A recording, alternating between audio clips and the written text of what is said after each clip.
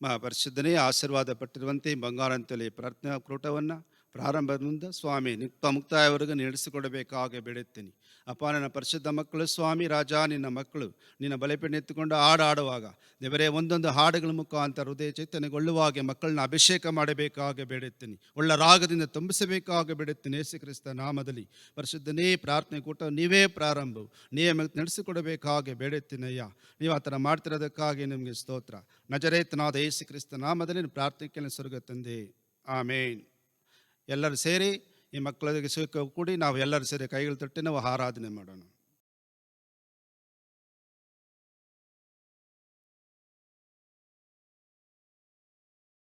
ನಾವೆಲ್ಲರೂ ಸೇರಿ ಈ ವೇಳೆಯಲ್ಲಿ ದೇವರನ್ನು ಆರಾಧಿಸೋಣ. ಪರಿಶುದ್ಧನೇ ನಿಮಗೆ ಸ್ತೋತ್ರ ಸ್ವಾಮಿ, ಯೇಸುವೆ ನಿಮಗೆ ಸ್ತೋತ್ರ ರಾಜ. ಆರಾಧನೆ ಮಧ್ಯದಲ್ಲಿ ವಾಸ ಮಾಡುವ ದೇವರೇ ನಿಮಗೆ ಸ್ತೋತ್ರ ಸ್ವಾಮಿ. ಅಪ್ಪ, ನಮ್ಮನ್ನು ಸ್ವಾಮಿ ಒಟ್ಟುಗೂಡಿಸಿ ಈ ಮಾಧ್ಯಮ ಮುಖಾಂತರವಾಗಿ ಆರಾಧಿಸುವಂತೆ ಕೃಪೆಯನ್ನು ಮಾಡಿದಕ್ಕಾಗಿ ನಿಮಗೆ ಸ್ತೋತ್ರ ಸ್ವಾಮಿ. ಯೇಸುವೆ ನಿಮಗೆ ಸ್ತೋತ್ರ ರಾಜ. ಯೇಸುವೆ ಅಪ್ಪ ತಂದೆಯೇ ನಿಮಗೆ ಸ್ತೋತ್ರ. ಪವಿತ್ರಾತ್ಮನೇ ನಿಮಗೆ ಸ್ತೋತ್ರ ಸ್ವಾಮಿ. ಅಪ್ಪ, ನಮ್ಮನ್ನು ನಡೆಸುವ ದೇವರೇ ನಿಮಗೆ ಸ್ತೋತ್ರ ಸ್ವಾಮಿ. ಅಪ್ಪ, ನಮ್ಮನ್ನು ಕಾಯುವ ದೇವರೇ ನಿಮಗೆ ಸ್ತೋತ್ರ ರಾಜ. ನಮ್ಮನ್ನು ಸ್ವಾಮಿ ನಿನ್ನ ಪ್ರಸನ್ನತೆಯಿಂದ ದಾರಿ ನಡೆಸ್ತಾ ಇದೆಯಲ್ಲ, ಅದಕ್ಕಾಗಿ ನಿಮಗೆ ಸ್ತೋತ್ರ ಸ್ವಾಮಿ. ನಿನ್ನ ಕೃಪೆ ಶಾಶ್ವತವಾದದ್ದು ಸ್ವಾಮಿ. ಯೇಸುವೆ ನಿಮಗೆ ಸ್ತೋತ್ರ ಸ್ವಾಮಿ. ನಿಮಗೆ ಕೃತಜ್ಞತೆಯನ್ನು ಸಲ್ಲಿಸುತ್ತಾ ಇದ್ದೀವಿ ರಾಜ. ನಮಗೆ ಮಾಡಿದಂಥ ಉಪಕಾರವನ್ನೆಲ್ಲ ನೆನೆಸಿ ನೆನೆಸಿ ದೇವರೇ ನಿಮ್ಮ ಸಮ್ಮುಖದಲ್ಲಿ ಸ್ತುತಿ ಮಾಡುತ್ತಾ ಇದ್ದೀವಿ ಸ್ವಾಮಿ. ಯೇಸುವೆ ನಿಮಗೆ ಸ್ತೋತ್ರ ಸ್ವಾಮಿ. ಪರಿಶುದ್ಧನೇ ಪರಿಶುದ್ಧನೇ ಪರಿಶುದ್ಧನೇ ಪರಿಶುದ್ಧನೇ ಪರಿಶುದ್ಧನೇ ಯೇಸುವೆ ಅಪ್ಪ ನಿಮಗೆ ಸ್ತೋತ್ರ ಸ್ವಾಮಿ. ಅಪ್ಪ ಉನ್ನತನೇ ನಿಮಗೆ ಸ್ತೋತ್ರ ಸ್ವಾಮಿ. ಪವಿತ್ರಾತ್ಮನೇ ನಿಮಗೆ ಸ್ತೋತ್ರ ಸ್ವಾಮಿ. ನಮ್ಮ ಮಧ್ಯದಲ್ಲಿ ನೀನು ಕ್ರಿಯೆ ಮಾಡು ಸ್ವಾಮಿ. ಈ ವೇಳೆಯಲ್ಲಿ ನಮ್ಮ ಮಧ್ಯದಲ್ಲಿ ನೀನು ಕ್ರಿಯೆ ಮಾಡು ಸ್ವಾಮಿ. ಅಪ್ಪ, ಪವಿತ್ರಾತ್ಮದಿಂದ ನಮ್ಮನ್ನು ತುಂಬಿಸು ರಾಜ. ನಿನ್ನ ಪ್ರಸನ್ನತೆಯಿಂದ ತುಂಬಿಸು ಸ್ವಾಮಿ. ಯೇಸುವೆ ನಿಮಗೆ ಸ್ತೋತ್ರ ಸ್ತೋತ್ರ ಸ್ತೋತ್ರ ಸ್ತೋತ್ರ ಸ್ವಾಮಿ. Hallelujah hallelujah hallelujah hallelujah. ಸ್ತೋತ್ರ ಸ್ತೋತ್ರ ಸ್ತೋತ್ರ ರಾಜ. ಏಸಪ್ಪ ನಿಮಗೆ ಸ್ತೋತ್ರ ಸ್ತೋತ್ರ ಸ್ತೋತ್ರ ಸ್ವಾಮಿ. ಸೀನಾಯಿ ಬೆಟ್ಟದಲ್ಲಿ ಇಳಿದಂತ ದೇವರೇ, ನಮ್ಮ ಮಧ್ಯದಲ್ಲಿ ನೀನು ಇಳಿದು ಬಾ ಸ್ವಾಮಿ. ಅಪ್ಪ ನಿಮಗೆ ಸ್ತೋತ್ರ ಸ್ತೋತ್ರ ಸ್ತೋತ್ರ ಸ್ವಾಮಿ. ಉನ್ನತನೇ ನಿಮಗೆ ಸ್ತೋತ್ರ ರಾಜ. ಬನ್ನಿ ನಮ್ಮ ಮನೆಗೆ, ನಮ್ಮ ಯೇಸುವೆ ಬನ್ನಿರಿ. ಬನ್ನಿ ನಮ್ಮ ಮನೆಗೆ, ನಮ್ಮ ಯೇಸುವೆ ಬನ್ನಿರಿ. ಕಾದಿರುವೆ ಕಾದಿರುವೆ ಕಾಲವೆಲ್ಲ ಕಾದಿರುವೆ. ಕಾದಿರುವೆ ಕಾದಿರುವೆ ಕಾಲವೆಲ್ಲ ಕಾದಿರುವೆ. ಬನ್ನಿ ನಮ್ಮ ಮನೆಗೆ, ನಮ್ಮ ಯೇಸುವೆ ಬನ್ನಿರಿ. ಬನ್ನಿ ನಮ್ಮ ಮನೆಗೆ, ನಮ್ಮ ಯೇಸುವೆ ಬನ್ನಿರಿ. ಬಾಗಿಲನ್ನು ತೆರೆದಿರುವೆ, ದೀಪವ ಹಚ್ಚಿರುವೆ. ಬಾಗಿಲನ್ನು ತೆರೆದಿರುವೆ, ದೀಪವ ಹಚ್ಚಿರುವೆ. ಬನ್ನಿ ನಮ್ಮ ಮನೆಗೆ, ನಮ್ಮ ಯೇಸುವೆ ಬನ್ನಿರಿ. ಬನ್ನಿ ನಮ್ಮ ಮನೆಗೆ, ನಮ್ಮ ಯೇಸುವೆ ಬನ್ನಿರಿ. ನಿಮ್ಮಯ ರಕ್ತದಿಂದ ಪರಿಶುದ್ಧನಾಗಿರುವೆ. ನಿಮ್ಮಯ ರಕ್ತದಿಂದ ಪರಿಶುದ್ಧನಾಗಿರುವೆ. ಬನ್ನಿ ನಮ್ಮ ಮನೆಗೆ, ನಮ್ಮ ಯೇಸುವೆ ಬನ್ನಿರಿ. ಬನ್ನಿ ನಮ್ಮ ಮನೆಗೆ, ನಮ್ಮ ಯೇಸುವೆ ಬನ್ನಿರಿ. ದಾಹದಿ ನಿಂತಿರುವೆ, ತವಕದಿ ಬೇಡುತ್ತಿಹೆ. ದಾಹದಿ ನಿಂತಿರುವೆ, ತವಕದಿ ಬೇಡುತ್ತಿಹೆ. ಬನ್ನಿ ನಮ್ಮ ಮನೆಗೆ, ನಮ್ಮ ಯೇಸುವೆ ಬನ್ನಿರಿ. ಬನ್ನಿ ನಮ್ಮ ಮನೆಗೆ, ನಮ್ಮ ಯೇಸುವೆ ಬನ್ನಿರಿ. ಪ್ರಸನ್ನತೆ ಬಿಡುಗಡೆ ಮಾಡು, ನಿನ್ನ ಪ್ರಸನ್ನತೆಯಲ್ಲಿ ಮರೆ ಮಾಡು. ಪ್ರಸನ್ನತೆ ಬಿಡುಗಡೆ ಮಾಡು, ನಿನ್ನ ಪ್ರಸನ್ನತೆಯಲ್ಲಿ ಮರೆ ಮಾಡು. ಪ್ರಸನ್ನತೆ ಪ್ರಸನ್ನತೆ ದೈವ ಪ್ರಸನ್ನತೆ. ಪ್ರಸನ್ನತೆ ಬಿಡುಗಡೆ ಮಾಡು, ನಿನ್ನ ಪ್ರಸನ್ನತೆಯಲ್ಲಿ ಮರೆ ಮಾಡು. ಪ್ರಸನ್ನತೆ ಬಿಡುಗಡೆ ಮಾಡು, ನಿನ್ನ ಪ್ರಸನ್ನತೆಯಲ್ಲಿ ಮರೆ ಮಾಡು. ಸೀನಾಯ್ ಬೆಟ್ಟದಲ್ಲಿ ಇಳಿದಂತ ಪ್ರಸನ್ನತೆ, ಮೋಶೆಯ ಸಂಗಡ ಮಾತಾಡಿದ ಪ್ರಸನ್ನತೆ. ಸೀನಾಯ್ ಬೆಟ್ಟದಲ್ಲಿ ಇಳಿದಂತ ಪ್ರಸನ್ನತೆ, ಮೋಶೆಯ ಸಂಗಡ ಮಾತಾಡಿದ ಪ್ರಸನ್ನತೆ. ಪ್ರಸನ್ನತೆ ಬಿಡುಗಡೆ ಮಾಡು, ನಿನ್ನ ಪ್ರಸನ್ನತೆಯಲ್ಲಿ ಮರೆ ಮಾಡು. ಪ್ರಸನ್ನತೆ ಬಿಡುಗಡೆ ಮಾಡು, ನಿನ್ನ ಪ್ರಸನ್ನತೆಯಲ್ಲಿ ಮರೆ ಮಾಡು. ಯೆಹೋವನ ಎದುರಲ್ಲಿ ನಿಲ್ಲಿಸಿದ ಪ್ರಸನ್ನತೆ, ಸೂರ್ಯ ಚಂದ್ರನನ್ನು ನಿಲ್ಲಿಸಿದ ಪ್ರಸನ್ನತೆ. ಯೆಹೋವನ ಎದುರಲ್ಲಿ ನಡೆದಂತ ಪ್ರಸನ್ನತೆ, ಸೂರ್ಯ ಚಂದ್ರನನ್ನು ನಿಲ್ಲಿಸಿದ ಪ್ರಸನ್ನತೆ. ಪ್ರಸನ್ನತೆ ಬಿಡುಗಡೆ ಮಾಡು, ನಿನ್ನ ಪ್ರಸನ್ನತೆಯಲ್ಲಿ ಮರೆ ಮಾಡು. ಪ್ರಸನ್ನತೆ ಬಿಡುಗಡೆ ಮಾಡು, ನಿನ್ನ ಪ್ರಸನ್ನತೆಯಲ್ಲಿ ಮರೆ ಮಾಡು. ಪದ್ಮೋಸ್ ದ್ವೀಪದಲ್ಲಿ ಇಳಿದಂತ ಪ್ರಸನ್ನತೆ, ಯೋಹಾನ್ ಸಂಗಡ ಮಾತಾಡಿದ ಪ್ರಸನ್ನತೆ. ಪದ್ಮೋಸ್ ದ್ವೀಪದಲ್ಲಿ ಇಳಿದಂತ ಪ್ರಸನ್ನತೆ, ಯೋಹಾನ್ ಸಂಗಡ ಮಾತಾಡಿದ ಪ್ರಸನ್ನತೆ. ಪ್ರಸನ್ನತೆ ಬಿಡುಗಡೆ ಮಾಡು, ನಿನ್ನ ಪ್ರಸನ್ನತೆಯಲ್ಲಿ ಮರೆ ಮಾಡು. ಪ್ರಸನ್ನತೆ ಬಿಡುಗಡೆ ಮಾಡು, ನಿನ್ನ ಪ್ರಸನ್ನತೆಯಲ್ಲಿ ಮರೆ ಮಾಡು. ಪ್ರಸನ್ನತೆ ಬಿಡುಗಡೆ ಮಾಡು, ನಿನ್ನ ಪ್ರಸನ್ನತೆಯಲ್ಲಿ ಮರೆ ಮಾಡು.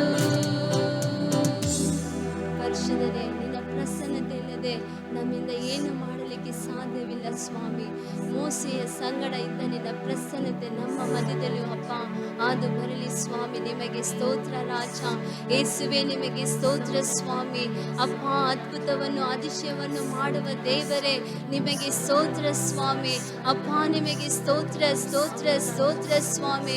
ನಿಮಗೆ ಆರಾಧನೆ ಸ್ವಾಮಿ. ಅಪ್ಪ, ನೀನು ಆರಾಧನೆ ನಾಯಕನು ರಾಜ, ಆರಾಧನೆಗೆ ಅರಸನು ಸ್ವಾಮಿ, ಆರಾಧನೆಗೆ ಯೋಗ್ಯನು ಸ್ವಾಮಿ. ನೀನು ಪರಿಶುದ್ಧನು ಸ್ವಾಮಿ, ನೀನು ಪರಿಶುದ್ಧನು ಪರಿಶುದ್ಧನು ಪರಿಶುದ್ಧನು ಸ್ವಾಮಿ. ಅಪ್ಪ, ಇಷ್ಟರವರೆಗೂ ಆರಾಧಿಸುವಂತೆ ಕೊಟ್ಟ ಕೃಪೆಗಾಗಿ ನಿಮಗೆ ಸ್ತೋತ್ರ ಸ್ವಾಮಿ. ಯೇಸುವಿನ ನಾಮದಲ್ಲಿ ಬೇಡಿ ಹೊಂದುತ್ತೇನೆ ನನ್ನ ತಂದೆಯೇ. ತಮಿಳುನಾಡು ಇವಾಗ ತಮಿಳುನಾಡು ಹಾಡನ್ನು ಹಾಡಿ ದೇವರ ನಾಮವನ್ನು ಮಹಿಮೆಪಡಿಸೋಣ. நன்றி பலி பீடம் கட்டுவோம், நல்ல தெய்வம் நன்மை செய்தார். செய்த நன்மை ஆயிரங்கள் சொல்லி சொல்லி பாடுவே. செய்த நன்மை ஆயிரங்கள் சொல்லி சொல்லி பாடுவே. நன்றி தகப்பனே, நன்மை செய்திரே.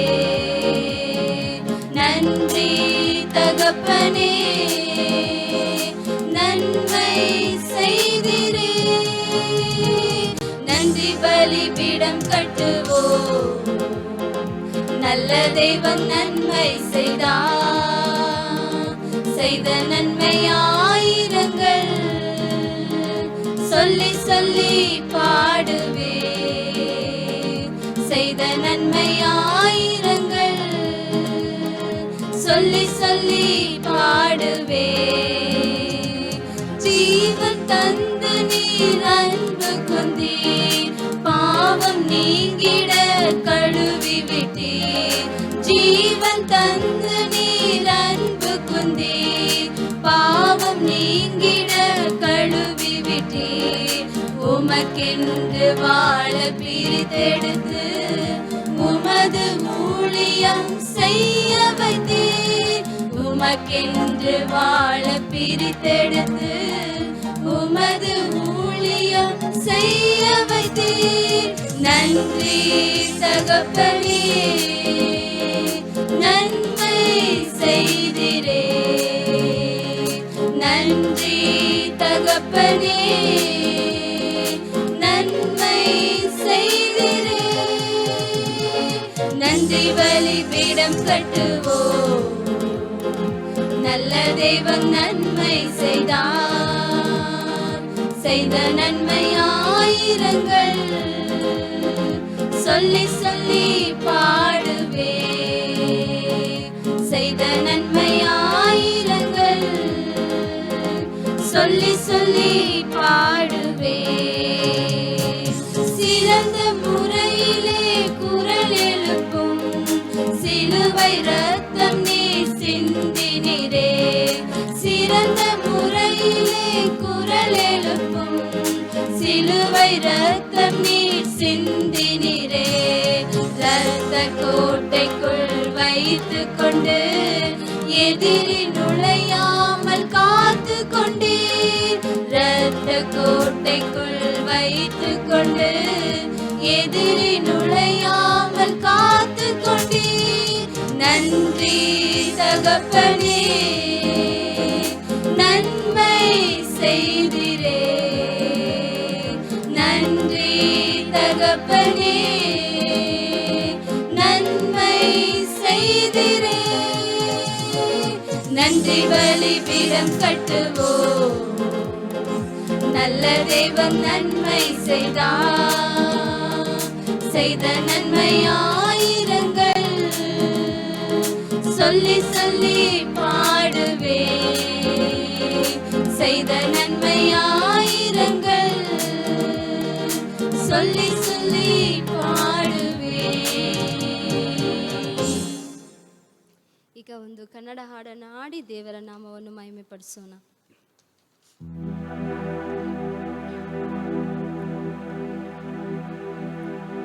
ಇದುವರೆಗೂ ಕಾದ ಯೇಸುವಿಗೆ ಎಂದೆಂದು ಸ್ತುತಿ ಮಾಡುವೆ. ಇದುವರೆಗೂ ಕಾದ ಯೇಸುವಿಗೆ ಎಂದೆಂದು ಸ್ತುತಿ ಮಾಡುವೆ. ಸ್ತುತಿಯ ನಾ ಮಾಡುವೆ, ಸ್ತೋತ್ರವ ಹೇಳುವೆ. ಸ್ತುತಿಯ ನಾ ಮಾಡುವೆ, ಸ್ತೋತ್ರವ ಹೇಳುವೆ.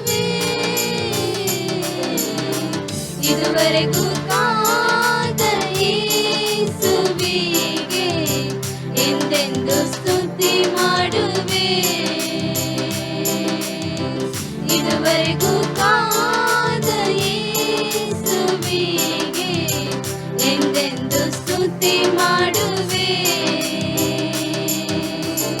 ತಂದೆ ಮಗನನ್ನು ಹೊತ್ತ ಹಾಗೆ ನನ್ನ ಹೊತ್ತು ಬಂದ. ತಂದೆ ಮಗನನ್ನು ಹೊತ್ತ ಹಾಗೆ ನನ್ನ ಹೊತ್ತು ಬಂದ. ತೋಳಿನ ಮೇಲೆ ತಂದ ನನ್ನ ಹೊತ್ತು ತಂದ.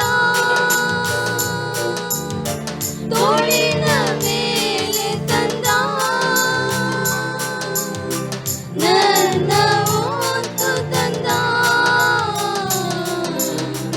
ಇದುವರೆಗೂ ಕಾದ ಯೇಸುವಿಗೆ ಎಂದೆಂದು ಸ್ತುತಿ ಮಾಡುವೆ.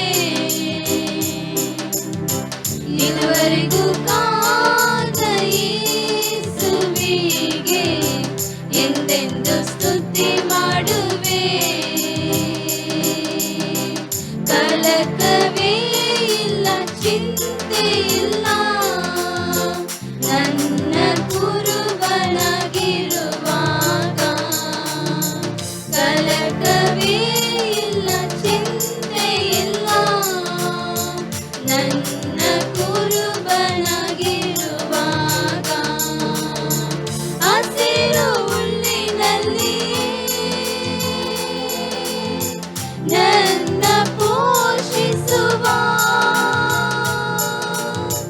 ಹಸಿರು ಹುಲ್ಲಿನಲ್ಲಿ ನನ್ನ ಪೋಷಿಸುವ. ಇದುವರೆಗೂ ಕಾದ ಯೇಸುವಿಗೆ ಎಂದೆಂದು ಸ್ತುತಿ ಮಾಡುವೆ. ಇದುವರೆಗೂ ಕಾದ ಯೇಸುವಿಗೆ ಎಂದೆಂದು ಸ್ತುತಿ ಮಾಡುವೆ. ಇದುವರೆಗೂ ಕಾದ ಯೇಸುವಿಗೆ ಎಂದೆಂದು ಸ್ತುತಿ ಮಾಡುವೆ.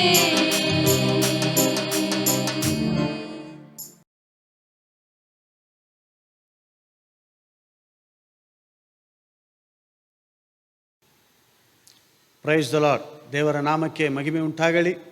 ದೇವರು ಈ ವರ್ಷದಲ್ಲಿ ನಮ್ಮನ್ನು ಕಣ್ಮಣಿ ರೂಪದಂತೆ 7 ತಿಂಗಳು ಕಾದು ನಡೆಸಿದ್ದಾರೆ. 8ನೇ ತಿಂಗಳಲ್ಲಿ 2ನೇ ದಿವಸದಲ್ಲಿ ನಾವು ಹಾದು ಬಂದಿದ್ದೀವಿ. ಅದು ದೇವರ ಕೃಪೆಯಾಗಿದೆ. ಅನೇಕರು ನೆನೆಸಿಕೊಂಡಿರಬಹುದು, ಸಭೆ ಈ ತಿಂಗಳಲ್ಲಿ ನಾವು ಸಭೆಯಲ್ಲಿ ಹೋಗಿ ಆರಾಧನೆ ಮಾಡ್ತೀವಿ ಎಂಬುದಾಗಿ ಹೇಳಿ. ಆದರೆ ಬರುವ ತಿಂಗಳಿಂದ ಅದು ಪ್ರಾರಂಭ ಆಗುತ್ತದೆ. ಯಾಕೆಂದರೆ ಹಿರಿಯ ಬೋಧಕರು ಹೇಳಿದ್ದಾರೆ, ಬರುವ ತಿಂಗಳಿಂದ ಆರಂಭ ಮಾಡೋಣ ಎಂಬುದಾಗಿ ಹೇಳಿ ಆಲೋಚನೆ ಮಾಡ್ತಾ ಇದ್ದಾರೆ. ನೀವು ಪ್ರಾರ್ಥನೆ ಮಾಡಿ ಅತಿ ಬೇಗನೆ ಆರಂಭ ಮಾಡಿ ನಮ್ಮ ಸಭೆಯಲ್ಲಿ ನಾವು ಆರಾಧನೆ ಮಾಡೋಣ, ದೇವರನ್ನು ಮಹಿಮೆ ಪಡಿಸೋಣ. ವಿಶೇಷವಾಗಿ ಸಭೆಗೆ ಕಾಣಿಕೆ ಕೊಡುವವರು, ದಶಮಭಾಗ ನಾನು ಕೊಡ್ತೀನಿ ಎಂದು ಹೇಳುವವರು ಪೀಟರ್ ಫೌಂಡೇಶನ್ ಎಂಬುದಾಗಿ ಹೇಳಿ ಅಕೌಂಟ್ ನಂಬರ್ ಕೆಳಗಡೆ ಬರ್ತಾ ಇದೆ. ದಯಮಾಡಿ ಅದಕ್ಕೆ ನೀವು ಟ್ರಾನ್ಸಾಕ್ಷನ್ ಮಾಡಬೇಕಾಗಿಯೂ ನಿಮ್ಮನ್ನು ಕೇಳಿಕೊಳ್ಳುತ್ತೇವೆ. ಒಂದು ವೇಳೆ ನನ್ನ ಕೈಲಿ ಆಗಲ್ಲ, ನನ್ನ ಕೈಲಿ ಅದು ಸಾಧ್ಯವಾಗಲ್ಲ ಎಂಬುದಾಗಿ ಹೇಳುವುದಾದರೆ ನೀವು ನಿಮ್ಮ ಸಭೆಯ ಏರಿಯಾ ಪಾಸ್ಟರ್ ಇರ್ತಾರೆ, ಅವರ ಬಳಿಯಲ್ಲಿ ಫೋನ್ ಮಾಡಿ ಅವರ ಬಳಿಯಲ್ಲಿ ನೀವು ಕೊಡಬೇಕಾಗಿಯೂ ನಿಮ್ಮನ್ನು ಕೇಳಿಕೊಳ್ಳುತ್ತೇವೆ. ವಿಶೇಷವಾಗಿ ಈ ಸಮಯದಲ್ಲಿ ಸಂದೇಶಕ್ಕಾಗಿ ನಮ್ಮ ಮಧ್ಯದಲ್ಲಿ ಇರುವ ಬೋಧಕರೇ ಅವರು ಬಂದು ಪ್ರಾರ್ಥನೆ ಮಾಡ್ತಾರೆ. ನಾವು ಎಲ್ಲರೂ ಸೇರಿ ಅವರ ಜೊತೆ ನಾವು ಪ್ರಾರ್ಥನೆ ಮಾಡೋಣ. ಕಣ್ಣುಗಳನ್ನು ಮುಚ್ಚಿ ನಾವು ಪ್ರಾರ್ಥನೆ ಮಾಡೋಣ.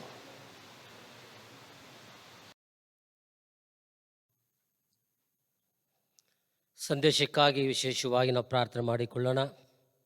ಯಾಕೆಂದರೆ ಕರ್ತನು ಮಾತನಾಡುವಂಥ ಒಂದು ಸಮಯವಾಗಿದೆ. ದೇವರು ವಾಕ್ಯದೊಂದಿಗೆ ನಮ್ಮ ಸಂಗಡ ಕ್ರಿಯೆ ಮಾಡುವಂಥ ಸಮಯವಾಗಿದೆ. ನನ್ನ ದೇವಾದಿ ದೇವನೇ, ಸಮಯಕ್ಕಾಗಿ ಪ್ರಾರ್ಥನೆ ಮಾಡಿಕೊಳ್ಳುತ್ತೇವೆ ಸ್ವಾಮಿ. ನಿನ್ನ ವಾಕ್ಯವು ಕರ್ತನೆ ಸ್ವಾಮಿ, ಪರಲೋಕದಿಂದ ಕರ್ತನೆ ಸ್ವಾಮಿ ಮನ್ನವನ್ನು ಸುರಿಸಿದ ಹಾಗೆ ಈ ಸಮಯದಲ್ಲಿ ನೀನು ಮಾತನಾಡಬೇಕೆಂಬುದಾಗಿ ನಾವು ಬೇಡಿಕೊಳ್ಳುತ್ತೇವೆ ದೇವರೇ. ಜ್ಞಾನೋತಿಗಳು 1ನೇ ಅಧ್ಯಾಯ ಕೊನೆಯ ವಚನದಲ್ಲಿ ಹೇಳಲ್ಪಟ್ಟ ಹಾಗೆ ಸ್ವಾಮಿ, ನನಗೆ ಕಿವಿ ಕೊಡುವನಾದರೂ ಜೀವಿಸಿ ಯಾವ ಕೇಳುಗೂ ಭಯಪಡದೆ ಜಿಮ್ಮದಿಂದ ಜೀವಿಸುತ್ತಾನೆ ಎಂಬುದಾಗಿ ನಿನ್ನ ಜೀವಳ ವಾಕ್ಯ ಬರೆಯಲ್ಪಟ್ಟ ಹಾಗೆ ಪ್ರತಿಯೊಂದು ಮಕ್ಕಳ ಹೃದಯಗಳನ್ನು ಕಿವಿಗಳನ್ನು ಈ ಸಮಯದಲ್ಲಿ ತ್ವರೆಯ ಮಾಡೆಂಬುದಾಗಿ ನಾವು ಬೇಡಿಕೊಳ್ಳುತ್ತೀವಿ ದೇವರೇ. ರಾಜಾದಿ ರಾಜನು ಸ್ವಾಮಿ ಪ್ರತಿಯೊಂದು ಮಕ್ಕಳನ್ನು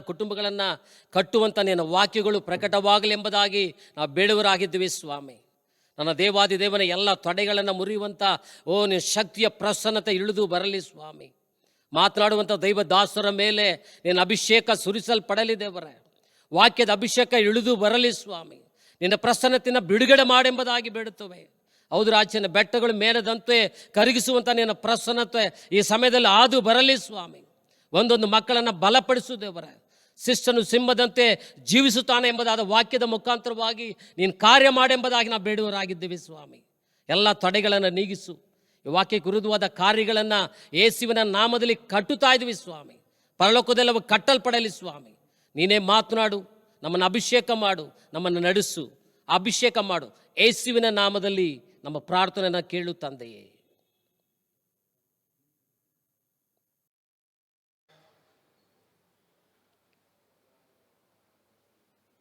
கர்த்தராகிய இயேசு கிறிஸ்து நாமத்தில் உங்களுக்கு வாழ்த்து தெரிவித்துக் கொள்கின்றோம். ಕರ್ತನಾದಂಥ ಯೇಸು ಕ್ರಿಸ್ತನ ನಾಮದಲ್ಲಿ ನಾನು ನಿಮಗೆ ಶುಭವನ್ನು ಕೋರುವವನಾಗಿದ್ದೇನೆ. கடந்த வாரத்தில் உங்களுடைய பேதமையை விட்டு விலகுங்கள், அப்பொழுது பிழைப்பீர்கள் என்றதான வார்த்தையின் கீழே நான் பகிர்ந்து கொண்டேன். ಕಳೆದ ವಾರದಲ್ಲಿ ನಿಮ್ಮ ವೇದನೆಗಳನ್ನು ಬಿಟ್ಟು ದೂರವಿರಿ, ಆಗ ನೀವು ಬದುಕಿಕೊಳ್ಳುವಿರಿ ಎನ್ನುವಂಥ ಶೀರ್ಷಿಕೆಯಲ್ಲಿ ನಿಮ್ಮೊಂದಿಗೆ ಮಾತಾಡಿದೆನು. Forsake your foolishness, you will live. ನೀವು ಮೂರ್ಖತನವನ್ನು ಬಿಟ್ಟು ಬಿಟ್ಟು ದೂರವಾಗಿರಿ, ಆಗ ಬದುಕುವಿರಿ. சில நேரங்களில் நம்முடைய மனத்தன்மை நம்முடைய வாழ்க்கையே கெடுத்து போடுகின்றது. ಕೆಲವು ವೇಳೆಗಳಲ್ಲಿ ದಡ್ಡತನವು ನಮ್ಮ ಜೀವನವನ್ನೇ ಕೆಡಿಸಿ ಹಾಕುತ್ತದೆ. அருமையான நல்ல நாளில் தேவ சபையில் கடந்து வந்து தேவனுடைய வார்த்தையை பகிர்ந்து கொள்வதிலே நான் மிக்க மகிழ்ச்சி அடைகின்றேன். கர்த்தர் ஒவ்வொருவரையும் ಆಶೀರ್ವದಿಸಿ ನಡೆಸುವಾರಾಗ. ಈ ಒಂದು ವಿಶೇಷವಾದ ದಿನದಲ್ಲಿಯೂ ಸಹ ದೇವರ ಆಲಯದಲ್ಲಿ ಬಂದು ಆತನ ಸಂದೇಶವನ್ನು, ವಾಕ್ಯಗಳನ್ನು ನಿಮ್ಮೊಂದಿಗೆ ಹಂಚಿಕೊಳ್ಳುವಂತೆ ದೇವರು ಕೊಟ್ಟಂತ ಸದಾವಕಾಶಕ್ಕಾಗಿ ಆತನಿಗೆ ಕೃತಜ್ಞತೆಯನ್ನು ಸಲ್ಲಿಸುತ್ತೇನೆ. ನಮ್ಮ ದೇವನಾಗಿಯ ಕರ್ತರ್, ಇಸ್ರಾಯೇಲ್ ದೇವನಾಗಿಯ ಕರ್ತರ್ ಉறங்குவதும் இல்லை, அவர் தூங்குவதும் இல்லை. ಇಸ್ರಾಯೇಲ್ಯರನ್ನು ಕಾಯುವಾತನು ತೂಕಡಿಸುವುದೂ ಇಲ್ಲ, ನಿದ್ರಿಸುವುದೂ ಇಲ್ಲ. அவர் பறந்து காக்கிற பட்சியை போல நம்மை வந்து பாதுகாக்க தேவனாயிருக்கின்றார். ಆತನು ಹಾರಿ ಬಂದು ಕಾಯುವ ಹದ್ದಿನ ರೀತಿಯಲ್ಲಿ ನಮ್ಮನ್ನು ಕಾಪಾಡುವಂತವನಾಗಿದ್ದಾನೆ. ಉನ್ನತಮಾನವருடைய மறைவிலே இருக்கிறவன் சர்வ வல்லவருடைய நிழலிலே தங்குவான். ಪರಾತ್ಪರನ ಶಕ್ತಿಯ ನೆರಳಿನಲ್ಲಿ ಇರುವಂತವನು ಆತನು ಸರ್ವಶಕ್ತನ ಆಶ್ರಯದಲ್ಲಿ ಸುರಕ್ಷಿತನಾಗಿರುವನು. இந்த பொல்லாப்பு நிறைந்த நாட்களிலே கர்த்தர் அவருடைய மறைவிலே உங்களை வைத்து நடத்துவாராக. ಈಗ ವೇದನೆಗಳು, ದುಷ್ಟ ಕಾರ್ಯಗಳು ನೆರವೇರುತ್ತಿರುವಂತಹ ಈ ದಿನಗಳಲ್ಲಿ ಆತನು ನಿಮ್ಮನ್ನು ತನ್ನ ಆಶ್ರಯದಲ್ಲಿ ಇಟ್ಟುಕೊಂಡು ನಡೆಸಲಿ. ಯೇಸು ಕ್ರಿಸ್ತನು தன்னுடைய பிரசங்கத்திலே சிலரை அவர் முட்டாள்கள் என்று கூறுவதை நாம் கவனிக்கின்றோம். ತನ್ನ ಪ್ರಸಂಗದಲ್ಲಿ ಕೆಲವರನ್ನು ದಡ್ಡರು ಎಂದು ಹೇಳುವುದನ್ನು ನಾವು ಗಮನಿಸುತ್ತೇವೆ. முதலாவதாக ஒரு பணக்கார முட்டாளை குறித்து நாம் கவனிப்போம். ಮೊದಲನೆಯದಾಗಿ ಒಬ್ಬ ಶ್ರೀಮಂತ ದಡ್ಡನನ್ನು ಕುರಿತಾಗಿ ಗಮನಿಸೋಣ. அவன் ஆஸ்திகளை சம்பாதித்து, அவனுடைய திரவியங்களை சம்பாதித்து, தன்னுடைய வீட்டிலே எல்லாவற்றையும் சேர்த்து வைத்துக் கொண்டான். ಆತನು ಆಸ್ತಿ ಸಂಪತ್ತುಗಳನ್ನು ಸಂಪಾದನೆ ಮಾಡಿ ತನ್ನ ಉಗ್ರಾಣದಲ್ಲಿ ಎಲ್ಲವನ್ನು ಸೇರಿಸಿಡುತ್ತಾನೆ. அவனுக்கு வேண்டிய எல்லா ஐஸ்வர்யத்தையும் பணத்தையும் அவன் சேர்த்து கொண்டான். ತನಗೆ ಬೇಕಾದಂತ ಎಲ್ಲ ಐಶ್ವರ್ಯವನ್ನು, ಹಣವನ್ನು ಸೇರಿಸಿಡುತ್ತಾನೆ. இப்பொழுது அவன் நினைத்தான், எனக்கு வேண்டியது எல்லாம் இருக்கிறது. ಈಗ ಆತನು ತಿಳಿದುಕೊಂಡನು, ನನಗೆ ಬೇಕಾಗಿರುವುದು ಎಲ್ಲವೂ ಇದೆ. அவன் ஆண்டவருடைய ராஜ்யத்துக்கு ஐஸ்வர்யத்தை சேர்க்காதபடிக்கு இந்த உலகத்தில் உரியவைகளை தன்னுடைய பொக்கிஷமாக நினைத்து அவன் சேர்த்து வைத்தான். ಆತನು ದೇವರ ರಾಜ್ಯಕ್ಕೆ ಬೇಕಾದಂತ ಆಸ್ತಿ ಸಂಪತ್ತನ್ನು ಸೇರಿಸಿಡದೆ ಈ ಲೋಕದಲ್ಲಿ ಬೇಕಾಗಿರುವಂತ, ಈ ಲೋಕಕ್ಕೆ ಸಂಬಂಧಪಟ್ಟಂತ ಸಂಪತ್ತನ್ನು ಸೇರಿಸಿಡುತ್ತಾನೆ. வேதத்திலே வாசிக்கின்றோம், ಸತ್ಯವೇದದಲ್ಲಿ ಓದುತ್ತೇವೆ. லூக்கா சுவிசேஷத்திலே 20ஆம் அதிகாரம் 21 ಲೂಕನು ಬರೆದ ಸುವಾರ್ತೆ 20ನೇ ಅಧ್ಯಾಯ 12ನೇ ಅಧ್ಯಾಯ 20ನೇ ವಾಕ್ಯದಲ್ಲಿ, தேவனோ அவனை நோக்கி, மதிக்கேடனே, உன் ஆத்மா உன்னிடத்தில் இருந்து இந்த ராத்திரியிலே எடுத்துக்கொள்ளப்படும், அப்பொழுது நீ சேகரித்தவைகள் யாருடையதாகும் என்று கேட்டார். ಆದರೆ ದೇವರು ಅವನಿಗೆ, ಬುದ್ಧಿಹೀನನು ನೀನು, ಈ ಹೊತ್ತು ರಾತ್ರಿ ನಿನ್ನ ಪ್ರಾಣವನ್ನು ನಿನ್ನ ಕಡೆಯಿಂದ ಕೇಳುವರು, ಆಗ ನೀನು ಸಿದ್ಧ ಮಾಡಿಟ್ಟಿರುವುದು ಯಾರಿಗಾಗುವುದು ಎಂದು ಹೇಳಿದನು. அவன் ஆஸ்தி ஐஸ்வர்யங்களை சேர்த்து வைத்துக் கொண்டான். ஆனால் அது தப்பா என்று நாம் கேட்கலாம். ಆತನು ಆಸ್ತಿ ಸಂಪತ್ತನ್ನು ಸೇರಿಸಿಟ್ಟನು, ಆದರೆ ಅದು ತಪ್ಪ ಎಂಬುದಾಗಿ ನಾವು ಪ್ರಶ್ನಿಸಬಹುದು. அவனது ஆஸ்திகளையும் அந்த ஐஸ்வர்யம் வைத்துக்கொண்டு அவன் என்ன செய்ய நினைத்தான் என்பதுதான் இங்கு கேள்விக்குறி. ಆದರೆ ಆ ಆಸ್ತಿ ಸಂಪತ್ತನ್ನು ಇಟ್ಟುಕೊಂಡು ಅವನು ಏನು ಮಾಡಬೇಕು ಎಂಬುದಾಗಿ ತಿಳಿದಿದ್ದನು ಎನ್ನುವುದೇ ಇಲ್ಲಿನ ಪ್ರಶ್ನೆಯಾಗಿದೆ. அவன் அந்த ஆஸ்தி மேலே தன்னுடைய நம்பிக்கையை வைத்தான். ಆತನು ತನ್ನ ಆಸ್ತಿಯ ಮೇಲೆ ನಂಬಿಕೆ ಇಟ್ಟಿದ್ದನು. அவனுடைய எதிர்காலம் இவனுடைய ஆஸ்தியிலே அவன் வைத்தான். ತನ್ನ ಭವಿಷ್ಯತ್ ಕಾಲವೇ ಆಸ್ತಿಯಲ್ಲಿ ಇಟ್ಟಿದ್ದನು. வேதம் என்ன சொல்லுகின்றது? ಸತ್ಯವೇದವೇನು ಹೇಳುತ್ತದೆ? அவன் தன்னுடைய சுய காரியங்களிலே, அவனுடைய இதயத்துக்கு ஏற்ற ஒரு காரியங்களிலே அவனுடைய கவனத்தை செலுத்தினான். ಆತನು ತನ್ನ ಸ್ವಂತ ಬುದ್ಧಿಗೆ ನಿಲುಕಿದಂಥ ಕಾರ್ಯಗಳಿಗೆ, ತನಗೆ ಬೇಕಾಗಿರುವಂಥ ಇಷ್ಟವಾಗಿರುವಂಥ ಕಾರ್ಯಗಳಿಗೆ ತನ್ನ ಗಮನವನ್ನು ಹರಿಸಿದನು ಎಂಬುದಾಗಿ ನೋಡುತ್ತೇವೆ. Professing to be wise, they become fools. அவர்கள் ஞானவான்களா இருக்கிறார்கள் என்று அவர் நினைத்து கொண்டார்கள், அவர்களோ புத்தியினராக இருக்கிறார்கள் என்று சொல்லி ரோமர் புத்தகத்தில் 1ஆம் அதிகாரம் 22ஆம் வசனம் அப்படியே சொல்லுகின்றது. ತಾವು ಜ್ಞಾನಿಗಳೆಂದು ಹೇಳಿಕೊಂಡು ಹುಚ್ಚರಾದರು ಎಂಬುದಾಗಿ ರೋಮಾಪುರದವರಿಗೆ ಬರೆದ ಪತ್ರಿಕೆ 1ನೇ ಅಧ್ಯಾಯ 22ನೇ ವಾಕ್ಯದಲ್ಲಿ ಹೇಳಲ್ಪಟ್ಟಿದೆ. அவன் பரமராஜ்யத்துக்குரிய காரியங்களே அவன் யோசிக்கவில்லை. ಆತನು ದೇವರ ರಾಜ್ಯಕ್ಕೆ ಬೇಕಾಗಿರುವಂತ ಕಾರ್ಯವನ್ನು ಕುರಿತಾಗಿ ಯೋಚಿಸಲಿಲ್ಲ. ஆண்டவரே தன்னுடைய வாழ்க்கையிலே அவன் வைத்துக் கொள்ளவில்லை. ದೇವರನ್ನು ತನ್ನ ಜೀವಿತದಲ್ಲಿ ಇಟ್ಟುಕೊಳ್ಳಲಿಲ್ಲ. பணம் சம்பாதிப்பு தப்பு என்று நான் சொல்லல. ಹಣ ಸಂಪಾದನೆ ಮಾಡುವುದು ತಪ್ಪು ಎಂಬುದಾಗಿ ಹೇಳಲಿಲ್ಲ. ஆனால் ஆண்டவரை உன்னுடைய வாழ்க்கையிலே நீ வைத்துக் கொள்ளவில்லை என்றால் தான் தப்பு. ಆದರೆ ದೇವರನ್ನು ನಿನ್ನ ಜೀವಿತದಲ್ಲಿ ಇಟ್ಟುಕೊಳ್ಳದೆ ಹೋದ್ರೆ ಅದು ತಪ್ಪು. வேதம் என்ன சொல்கிறது? ಸತ್ಯವೇದವು ಏನು ಹೇಳ್ತದೆ? உலகம் முழுதும் ஆதாயப்படுத்திக் கொண்டாலும் உன்னுடைய ஆத்மாவை நஷ்டப்படுத்தினால் லாபம் என்ன என்று வேதம் கேட்கின்றது. ಲೋಕವನ್ನೆಲ್ಲ ಸಂಪಾದನೆ ಮಾಡಿಕೊಂಡು ನಿನ್ನ ಆತ್ಮವನ್ನು ನೀನು ಕಳೆದುಕೊಳ್ಳುವುದಾದರೆ ನಿನಗೆ ಲಾಭವೇನು ಎಂಬುದಾಗಿ ಸತ್ಯವೇದವು ಕೇಳುತ್ತದೆ. ஆசீர்வாதத்தை தேடு, நான் இல்லை என்று சொல்லவில்லை. ಆಶೀರ್ವಾದವನ್ನು ಹುಡುಕಬೇಕು ಇಲ್ಲ ಎಂದು ಹೇಳಲಿಲ್ಲ. ஆண்டவருடைய ஆசீர்வாதமே ஆசீர்வாதம், அதிலே கர்த்தர் வேதனையை கூட்டார் என்று வேதம் சொல்லுகின்றது. ದೇವರು ಮಾಡುವಂತ ಆಶೀರ್ವಾದವೇ ಆಶೀರ್ವಾದ, ಅದರಲ್ಲಿ ದೇವರು ವೇದನೆಯನ್ನು ಸೇರಿಸುವುದಿಲ್ಲ ಎಂಬುದಾಗಿ ಸತ್ಯವೇದವು ಹೇಳುತ್ತದೆ. இந்த உலகத்தை நாடி நாம் ஆண்டவரை விட்டு நாம் நம்முடைய பொருளை ஐஸ்வர்யத்தை சம்பாதிப்போம் என்றால் அது நமக்கு நஷ்டமாயிருக்கும், வேதனையை அளிக்கும். ಈ ಲೋಕವನ್ನು ಹುಡುಕಿಕೊಂಡು ದೇವರನ್ನು ಬಿಟ್ಟು ಬಿಟ್ಟು ನಮಗೆ ಬೇಕಾದಂಥ ಐಶ್ವರ್ಯ ಸಂಪತ್ತನ್ನು ನಾವು ಸಂಪಾದನೆ ಮಾಡಿಕೊಳ್ಳುವುದಾದರೆ ಅದು ನಮಗೆ ಶಾಪವಾಗಿರುತ್ತದೆ. இன்றைக்கு அநேக தம்முடைய சுய இச்சையினாலே நாம் அவருடைய இருதயம் சொல்ற காரியங்களிலே, அவர் ஞானம் என்று நினைத்துக் கொண்டிருக்கிற காரியங்களிலே அவருடைய வாழ்க்கையை செலுத்திக் கொண்டிருக்கின்றார்கள். ಈ ದಿನದಲ್ಲಿ ಅನೇಕರು ತನ್ನ ಸ್ವಂತ ಬುದ್ಧಿಯನ್ನು ಆತುಕೊಂಡು ಅವರ ಮನಸ್ಸು ಹೇಳುವಂತ ರೀತಿಯಲ್ಲಿ ಅನೇಕ ಕಾರ್ಯಗಳನ್ನು ಮಾಡ್ತಾ ಇರ್ತಾರೆ. லூக்கா சுவிசேஷத்துல 12:15 வசனம் என்ன சொல்கிறது? ಲೂಕನ ಬರೆದ ಸುವಾರ್ತೆ 12ನೇ ಅಧ್ಯಾಯ 15ನೇ ವಾಕ್ಯದಲ್ಲಿ ಏನು ಹೇಳಲ್ಪಟ್ಟಿದೆ? அவர் அவரை நோக்கி பொருளாசையை குறித்து எச்சரிக்கையாயிருங்கள். ಆತನು ಜನರಿಗೆ ಎಲ್ಲ ಲೋಭಕ್ಕೂ ಎಚ್ಚರಿಕೆಯಾಗಿದ್ದು, ஏனெனில் ஒருவனுக்கு எவ்வளவு திரளான ஆஸ்தி இருந்தாலும் அது அவனுக்கு ஜீவன் அல்ல. ಯಾಕೆಂದರೆ ಒಬ್ಬನಿಗೆ ಎಷ್ಟು ಆಸ್ತಿ ಇದ್ದರೂ ಅದು ಅವನಿಗೆ ಜೀವಾಧಾರವಾಗುವುದಿಲ್ಲ. ஹல்லேலூயா. ஹல்லேலூயா. இன்னைக்கு ஆஸ்தியை பொருளை நாம் சம்பாதிக்கலாம், ஆனா அது நமக்கு ஜீவன் தராது. ಈ ದಿನದಲ್ಲಿ ನಾವು ಒಂದು ವೇಳೆ ಆಸ್ತಿ ಸಂಪತ್ತನ್ನು ಸಂಪಾದನೆ ಮಾಡಬಹುದು, ಆದರೆ ಅದು ನಮಗೆ ಜೀವವಾಗಿರುವುದಿಲ್ಲ. முட்டாளே, இன்றைக்கு உன்னுடைய ஜீவன் உன்னிலிருந்து எடுக்கப்படும் பொழுது நீ சேர்த்து வைத்த பொருள் என்ன ஆகும் என்று வேதம் கேட்கின்றது. ದಡ್ಡನೆ, ನೀನು ಈ ದಿನದಲ್ಲಿ ನಿನ್ನ ಜೀವವು ತೆಗೆಯಲ್ಪಡುವುದಾದರೆ ನಿನಗೋಸ್ಕರ ಇಟ್ಟಿರುವಂತ ಈ ಒಂದು ವಸ್ತುಗಳು ಏನಾಗುತ್ತವೆ ಎಂಬುದಾಗಿ ಸತ್ಯವೇದವು ಕೇಳುತ್ತದೆ. ஆண்டவரை தேடாதபடிக்கு உலகத்தை நாடி இரவும் பகலும் நீ உழைத்து உழைத்து சேர்த்து வைத்த பணம் உனக்கு ஜீவன் கொடுக்காது. ದೇವರನ್ನು ಬಿಟ್ಟು ಬಿಟ್ಟು ಆತನನ್ನು ನಮ್ಮ ಜೀವಿತದಲ್ಲಿ ಇಟ್ಟುಕೊಳ್ಳದೆ ಹಗಲು ಇರುಳು ಓಡಿ ಓಡಿ ದುಡಿದು ಸಂಪಾದನೆ ಮಾಡಿ ಎಷ್ಟೋ ಆಸ್ತಿ ಇಟ್ಟಿದರೂ ಸಹ ಅದು ನಮಗೆ ಜೀವವನ್ನು ಕೊಡದು. ಅನೇಕ சொல்வாங்க ವರ್ಕ್ ಇಸ್ ವರ್ಷಿಪ್. ಅನೇಕರು ಹೇಳ್ತಾರೆ ಕಾಯಕವೇ ಕೈಲಾಸ ಎಂಬುದಾಗಿ. ಸಹೋದರನೇ ಸಹೋದರಿಯೇ, ಸಹೋದರನೇ ಸಹೋದರಿಯೇ, இந்த ஆஸ்தி சம்பாத்தியம் உன்னோடு கூட வருவதில்லை. ಈ ಆಸ್ತಿ ಸಂಪಾದನೆಯು ನಿಮ್ಮ ಸಂಗಡ ಬರುವುದಿಲ್ಲ. முட்டாள்தனமாக உன் நேரத்தையும் காலத்தையும் நீ அழித்து விடாதே. ನೀನು ದಡ್ಡತನದಿಂದ ನಿನ್ನ ಸಮಯವನ್ನು ಕಾಲವನ್ನು ನಾಶ ಮಾಡಿ ಬಿಡಬೇಡ. கடந்த வாரத்திலே எங்க வீட்டுக்கு பக்கத்திலே ஒரு மனுஷன் இறந்து போனார் இந்த கொரோனா வியாதினாலே. ಇವರ ಮನೆ ಹತ್ರ ಕಳೆದ ವಾರದಲ್ಲಿ ಒಬ್ಬ ಮನುಷ್ಯನು ಕೊರೋನಾ ವ್ಯಾಧಿ ಪೀಡಿತನಾಗಿ ಮರಣ ಹೊಂದಿದರು. ஒரு ஐஸ்வர்யவான், அவருக்கு மாசத்துக்கு வீட்டு வாடகை ஒரு 5 லட்சத்துக்கு மேல வருது.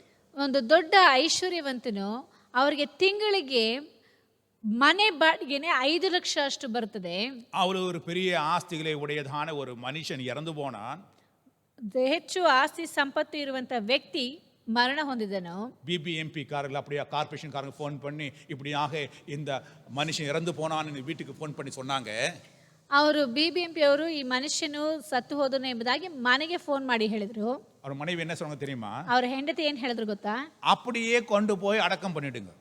ಹಾಗೆ ತಗೊಂಡೋಗಿ ನೀವು ಸಮಾಧಿ ಮಾಡಿಬಿಡಿ. வீட்டில இருந்து ஒருத்தரும் அந்த மனுஷன் அந்த பிணத்தை பார்ப்பதுக்கு ஒருத்தரும் அங்கே போகவில்லை. ಮನೆಯಿಂದ ಆ ಮನುಷ್ಯನ ಹೆಣವನ್ನು ನೋಡುವುದಕ್ಕೆ ಒಬ್ರು ಹೋಗ್ಲಿಲ್ಲ. அந்த மனுஷனை எங்க போயிச்சாங்க, எந்த இடத்துல கொண்டு போறாங்க என்று இவங்க அக்கறை படவில்லை.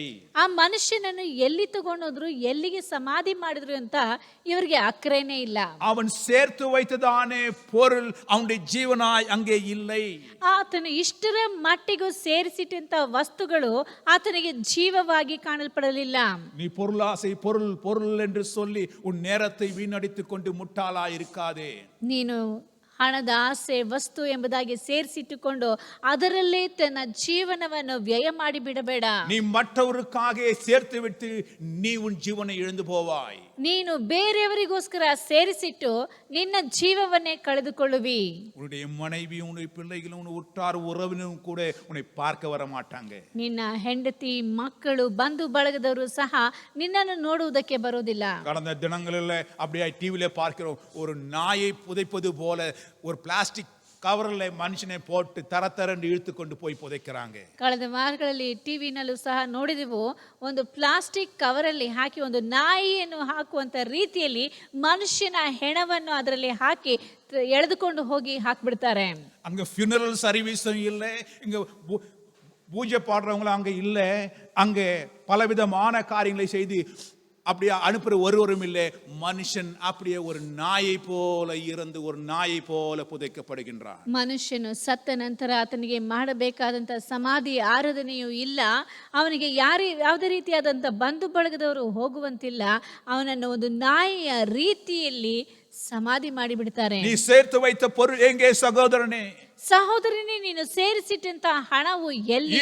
இன்றைக்கு உன்னுடைய ஜீவனிலிருந்து எடுக்கப்படும் என்றால் உன்னுடைய பொருள் எங்கே போகும், உன்னுடைய ஆஸ்தி எங்கே போகும் என்று யோசித்து பார்த்தாயா? ಈ ದಿನದಲ್ಲಿ ನಿನ್ನ ಜೀವವು ನಿನ್ನಿಂದ ತೆಗೆದುಕೊಳ್ಳಲ್ಪಡುವುದಾದರೆ ನೀನು ಸೇರಿಸಿಟ್ಟಂತ ಈ ಆಸ್ತಿ ಸಂಪತ್ತು ಎಲ್ಲಿ ಹೋಗುತ್ತದೆ ಯೋಚಿಸಿ ನೋಡು. தேவனிடத்திலே ஐஸ்வர்யவானாய் இராதபடிக்கு தனக்காக பொக்கிஷங்களை சேர்த்து வைக்கிற மனுஷன் இப்படியே இருக்கின்றான், ஒரு முட்டாளாய் இருக்கின்றான் என்று வேதம் சொல்லுகின்றது. ಆತನು ದೇವರ ಬಳಿಯಲ್ಲಿ ಐಶ್ವರ್ಯವಂತನಾಗಿದ್ದು ಆತನು ದೇವರ ಬಳಿಯಲ್ಲಿ ಐಶ್ವರ್ಯವನ್ನು ಸೇರಿಸಿಟ್ಟುಕೊಳ್ಳದಂತ ವ್ಯಕ್ತಿಯು ಈ ರೀತಿಯಾಗಿರುವನು ಎಂಬುದಾಗಿ ಸತ್ಯವೇದವು ಹೇಳುತ್ತದೆ. இரண்டாவது ஒரு ஐஸ்வர்யவான இருக்கிற முட்டாளை நாம் கவனிப்போம். ಎರಡನೆಯದಾಗಿ ಐಶ್ವರ್ಯವಂತನಾಗಿಯೂ ದಡ್ಡನಾಗಿರುವಂತ ವ್ಯಕ್ತಿಯನ್ನು ಗಮನಿಸುತ್ತೇವೆ. இவன் முன் போனவனை போல வெறும் பொக்கிஷங்களை சம்பாதிக்க மாத்திரம் அல்ல, இவன் ஒழுங்கா சர்ச்சுக்கு போய் வர மனுஷன். ಇವನು ಮುಂಚೆ ನೋಡಿದಂಥ ವ್ಯಕ್ತಿಯ ರೀತಿಯಲ್ಲಿ ಬರೀ ಸಂಪಾದನೆಯನ್ನು ಮಾಡಿರುವಂಥ ವ್ಯಕ್ತಿಯಲ್ಲ, ಇವನು ಸರಿಯಾದ ರೀತಿಯಲ್ಲಿ ಸಭೆಗೆ ಹೋಗಿ ಬರುವಂತ ವ್ಯಕ್ತಿಯು. ಅವನ ವಿட ಇವನು ஒரு பக்திமான். ಆತನು ಒಬ್ಬ ಭಕ್ತಿವಂತನು, பொருளாசைக்காரன், ಹಣದಾಸೆಯುಳ್ಳವನು, ஆனால் பக்திமான், ಆದರೆ ಭಕ್ತಿವಂತನು. வேதம் சொல்லுகிறது நீயும் ஒரு முட்டாள். ಸತ್ಯವೇದವು ಹೇಳುತ್ತದೆ ನೀನು ಸಹ ಒಬ್ಬ ದಡ್ಡನು ಎಂಬುದಾಗಿ.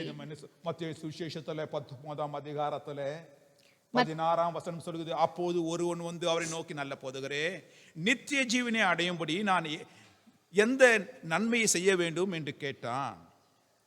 ಆಗ ನಾವು ಮತ್ತಾಯನ ಬರೆದ ಸುವಾರ್ತೆ 19ನೇ ಅಧ್ಯಾಯ 16ನೇ ವಾಕ್ಯದಲ್ಲಿ ಓದುತ್ತೇವೆ, ಆಗ ಒಬ್ಬನು ಬಂದು ಆತನನ್ನು, ಬೋಧಕನೇ, ನಾನು ನಿತ್ಯ ಜೀವವನ್ನು ಪಡೆಯಬೇಕಾದರೆ ಏನು ಒಳ್ಳೆ ಕಾರ್ಯವನ್ನು ಮಾಡಬೇಕು ಎಂದು ಕೇಳುತ್ತಾನೆ.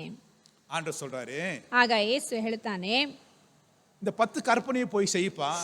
ನೀನು 10 ದಶಾಜ್ಞೆಗಳನ್ನು ಹೋಗಿ ಮಾಡು. வேதத்தில் இருக்குதானே, ಸತ್ಯವೇದದಲ್ಲಿ ಕಾಣಲ್ಪಡುವಂತ கொலை செய்யாதிருப்பாயாக, விபச்சாரம் செய்யாதிருப்பாயாக, களவு செய்யாதாக இருப்பாயாக என்று சொல்லப்பட்டதானே இந்த 10 கற்பனையை கைக்கொள்ளு என்று சொல்றாரு. ಸತ್ಯವೇದದಲ್ಲಿ ಹೇಳಲ್ಪಟ್ಟಂತ ದಶಾಜ್ಞೆಗಳು ನರಹತ್ಯೆ ಮಾಡಬಾರದು, ವ್ಯಭಿಚಾರ ಮಾಡಬಾರದು, ಕದಿಯಬಾರದು, ಈ ರೀತಿಯಾದಂತಹ 10 ಆಜ್ಞೆಗಳನ್ನು ಪಾಲಿಸು ಎಂಬುದಾಗಿ ಹೇಳ್ತಾನೆ. அதுக்கு அவன் என்ன சொல்றான்? ಅದಕ್ಕೆ ಅವನೇ ಏನು ಹೇಳ್ತಾನೆ? ஆண்டவர் இதெல்லாம் நான் ஒழுங்கா செய்றேன், ದೇವ್ರೇ ನಾನು ಇದನ್ನೆಲ್ಲ ಮಾಡ್ತಾ ಇದ್ದೀನಿ, நான் ஒழுங்கா பைபிள் படிக்கிறேன், ஒழுங்கா ஜெபிப்பேன், எல்லாம் பண்றேன் ஆண்டவரே. ನಾನು ಸತ್ಯವೇದವನ್ನು ಓದುತ್ತೇನೆ, ಪ್ರಾರ್ಥನೆ ಮಾಡ್ತೇನೆ, ಎಲ್ಲವನ್ನು ಮಾಡ್ತಾ ಇದ್ದೀನಿ.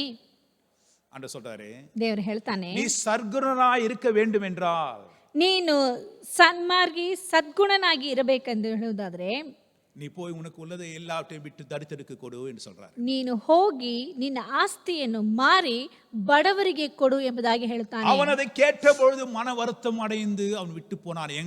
என்னதை விட்டு போனான்? நித்திய ஜீவனையே விட்டு கடந்து போனான். ಅವನು ಅದನ್ನು ಕೇಳಿಸಿಕೊಂಡು ದುಃಖದಿಂದ ಹೊರಟು ಹೋದನು, ಅಂದರೆ ತನ್ನ ನಿತ್ಯ ಜೀವವನ್ನೇ ಬಿಟ್ಟು ಹೋದನು. இந்த உலகத்திற்காக நித்திய ஜீவனை இழந்து போகிற ஒரு மனுஷனாய் கடந்து போகின்றான்.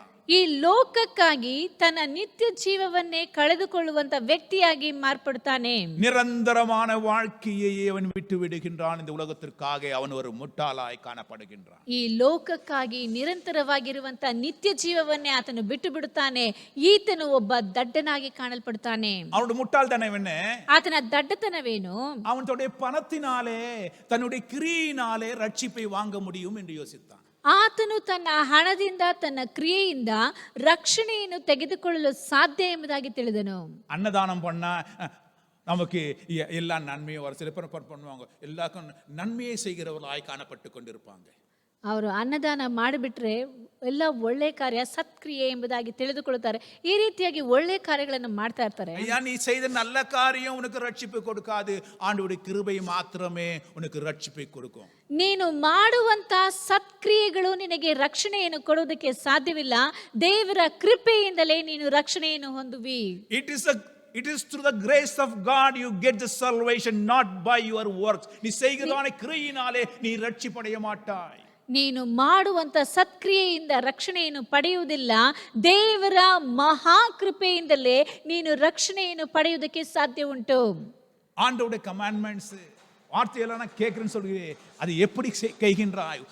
அநேக பேர் ஒரு ரிச்சுவல்ஸாக, ஒரு சடங்காச்சரமாக செய்வாங்க. பைபிள் படிக்கணும், அப்படியாக ஜெபிக்கணும், சண்டே ஆனால் சர்ச்சுக்கு போனோம் என்று செய்கிறார்களுடைய அவருடைய இருதயத்தின் ஆழத்திலே இருந்து ஆண்டவரை நேசித்தவர்களாய் செய்கின்றார்களா? அவருடைய இருதயத்திலே ஆண்டவர் குடிக்கொண்டு இருக்கிறாரா என்பது தான் கேள்வி.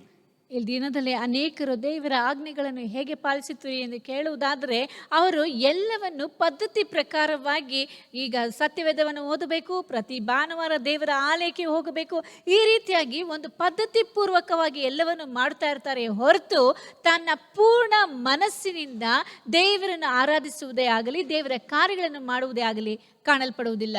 இந்த உலகத்தின் பிரகாரமாக அவர் நல்லவர்களாக, மற்றவருக்கு முன்பாக பரிசுத்தவான்களாய் தங்களை காட்டிக்கொள்ள விரும்புகிறார்கள் ஒழிய, அங்கே உண்மையாக அந்த பரிசுத்த தேவனாகிய கர்த்தர் அவர்களை வாசம் பண்ணுவதற்கு தங்களை விட்டு கொடுக்கின்றார்களா என்பது தான் கேள்வி. ಅವರು ಈ ಲೋಕದಲ್ಲಿ ಎಲ್ಲರ ಮುಂದೆಯೂ ಒಳ್ಳೆಯವರಾಗಿಯೂ ಸತ್ಕ್ರಿಯೆಗಳನ್ನು ಮಾಡುವಂಥವರಾಗಿಯೂ ತೋರಿಸಿಕೊಳ್ಳುತ್ತಾರೆ ಹೊರತು ದೇವರು ಅವರಲ್ಲಿ ವಾಸ ಮಾಡುವಂಥ ಶುದ್ಧವಾದಂಥ ಪರಿಶುದ್ಧವಾದಂಥ ಆಲಯವಾಗಿದ್ದಾರಾ ಎನ್ನುವಂಥದ್ದೇ ಒಂದು ಪ್ರಶ್ನೆಯಾಗಿದೆ. They are not willing to give the cost for it. அவர் பரலோகத்துக்கு போவதற்கு தகுதியான காரியங்களை செய்வதற்கு விரும்புவதில்லை. ಅವರು ಪರಲೋಕಕ್ಕೆ ಹೋಗುವುದಕ್ಕೆ ಬೇಕಾದಂತ ಕ್ರಯವನ್ನು ಸಲ್ಲಿಸುವುದಕ್ಕೆ ಸಿದ್ಧರಿಲ್ಲ. ஆண்டவரை பின்பற்றி வருவதற்கு அவனுக்கு மனதில்லை. ஆனால் வெளித்தோரமாக பரிசுத்தமாய் தங்களை காட்டிக்கொள்வதிலே அவளுக்கு விருப்பம் இருக்கின்றது. ಅವರು ದೇವರನ್ನು ಹಿಂಬಾಲಿಸುವುದರಲ್ಲಿ ಅವರಿಗೆ ಯಾವುದೇ ವಿಧವಾದಂಥ ಮನಸ್ಸಿಲ್ಲ. ಆದರೆ ಹೊರಗಡೆ ನೋಡುವುದಕ್ಕೆ ಬಹಿರಂಗವಾಗಿ ಅವರು ಒಳ್ಳೆಯವರಾಗಿಯೂ ಪರಿಶುದ್ಧರಾಗಿಯೂ ತೋರ್ಪಡಿಸಿಕೊಳ್ಳುತ್ತಾರೆ. எவ்வளவு பெரிதான ரட்சிப்பை குறித்து நீ கவலையிட்டு இருப்பாய் என்றால் வரும் தண்டனைக்கு எப்படி நீ தப்பித்துக் கொள்வாய் என்று வேதம் கேட்கின்றது. ಸತ್ಯವೇದದಲ್ಲಿ ಹೇಳುತ್ತದೆ, ನೀನು ಇಷ್ಟು ದೊಡ್ಡ ರಕ್ಷಣೆಯನ್ನು ಕುರಿತಾಗಿ ಅಸಡ್ಡೆ ಮಾಡುವುದಾದರೆ ಬರುವಂತ ದಂಡನೆಗೆ ಹೇಗೆ ತಪ್ಪಿಸಿಕೊಳ್ಳುವಿ ಎಂಬುದಾಗಿ. இந்த மண்ணுக்காக மாணிக்கத்தை இழந்து போகிறதான ஜனங்கள், ಮಣ್ಣಿಗೋಸ್ಕರ ಮಾಣಿಕ್ಯವನ್ನು ಕಳೆದುಕೊಳ್ಳುವಂತ ಜನರು, இந்த உலக வாழ்க்கைக்காக நித்திய ஜீவனை இழந்து போகிறவர்கள், ಈ ಲೌಕಿಕ ಜೀವನಕ್ಕಾಗಿ ನಿತ್ಯ ಜೀವವನ್ನೇ ಕಳೆದುಕೊಳ್ಳುತ್ತಾರೆ. நீயும் ஒரு முட்டாளா இருக்கின்றாய் சகோதரன். ನೀನು ಒಂದು ದಡ್ಡನಾಗಿ ಕಾಣಲ್ಪಡ್ತಾ ಇದ್ದೆ உன்னுடைய ಸಹೋದರ. வெளிவேஷம் அங்கே தேவனுக்கு முன்பாக அது முட்டாள்தன்மையாய் காணப்பட்டு கொண்டிருக்கிறது. ನಿನ್ನ ಬಹಿರಂಗದ ತೋರ್ಪಡಿಕೆಯು ದೇವರ ಮುಂದೆ ಅದು ದಡ್ಡತನವಾಗಿ ಕಾಣಲ್ಪಡ್ತಾ ಇದೆ. அடுத்தபடியாய் கவனிக்கின்றோம், ನಂತರ ಗಮನಿಸುತ್ತೇವೆ, பரிசுத்த முட்டாள்கள். ಪರಿಶುದ್ಧ ದಡ್ಡರು. தேவனுடைய ராஜ்யத்துக்கு பயணம் ஆகிறதான சில முட்டாள்கள் உண்டு. ದೇವರ ರಾಜ್ಯಕ್ಕೆ ಪ್ರಯಾಣ ಬೆಳೆಸುವಂತ ದಡ್ಡರು ಉಂಟು. அவர்கள் தேவனுடைய ராஜ்யத்துக்கு போக வேண்டும் என்று புறப்பட்டு வந்தவர்கள். ಅವರು ದೇವರ ರಾಜ್ಯಕ್ಕೆ ಹೋಗಬೇಕೆಂಬುದಾಗಿ ಹೊರಟು ಬಂದಂತವರು. வேதத்திலே வாசிக்கின்றோம், ಸತ್ಯವೇದದಲ್ಲಿ ಓದುತ್ತೇವೆ. மத்தேயு சுவிசேஷத்தில் 25ஆம் அதிகாரத்திலே ಮತ್ತಾಯನು ಬರೆದ ಸುವಾರ್ತೆ 25ನೇ ಅಧ್ಯಾಯ 1லிருந்து 13 நாம் படிப்போம் என்றால், 1ರಿಂದ 13 ವಾಕ್ಯಗಳನ್ನು ಓದುವಾಗ, the parable of a wise and foolish virgin என்று சொல்லப்பட்டிருக்கிறது. ಇಲ್ಲಿ ಬುದ್ಧಿಯುಳ್ಳ ಮತ್ತು ಬುದ್ಧಿಹೀನ ಕನ್ನಿಕೆಯರ ಸಾಮ್ಯ ಎಂಬುದಾಗಿ ಹೇಳಲ್ಪಟ್ಟಿದೆ. அவர்கள் கன்னிகையாய் இருந்தார்கள், பரிசுத்தவான்களாய் இருந்தார்கள். அவர்கள் இந்த பரலோக ராஜ்யத்தின் பயணத்திலே அவர்களும் வந்து கொண்டு தான் இருந்தார்கள். ಅವರು ಕನ್ನಿಕೆಯರಾಗಿ ಪರಿಶುದ್ಧರಾಗಿ ಪರಲೋಕ ರಾಜ್ಯವನ್ನು ಸೇರುವುದಕ್ಕೆ ಪ್ರಯಾಣ ಬೆಳೆಸಿದಂತವರಾಗಿ ಕಾಣಲ್ಪಡ್ತಾ ಇದ್ರು. ஹல்லேலூயா. ಹಲ್ಲೆಲೂಯ. ஆனா அதுலயும் முட்டாள் தன்மை உங்களுக்கு இருக்குது பாருங்க. ಅದರಲ್ಲಿಯೂ ಅವರಲ್ಲಿ ದಡ್ಡತನ ಇದೆ ನೋಡಿ.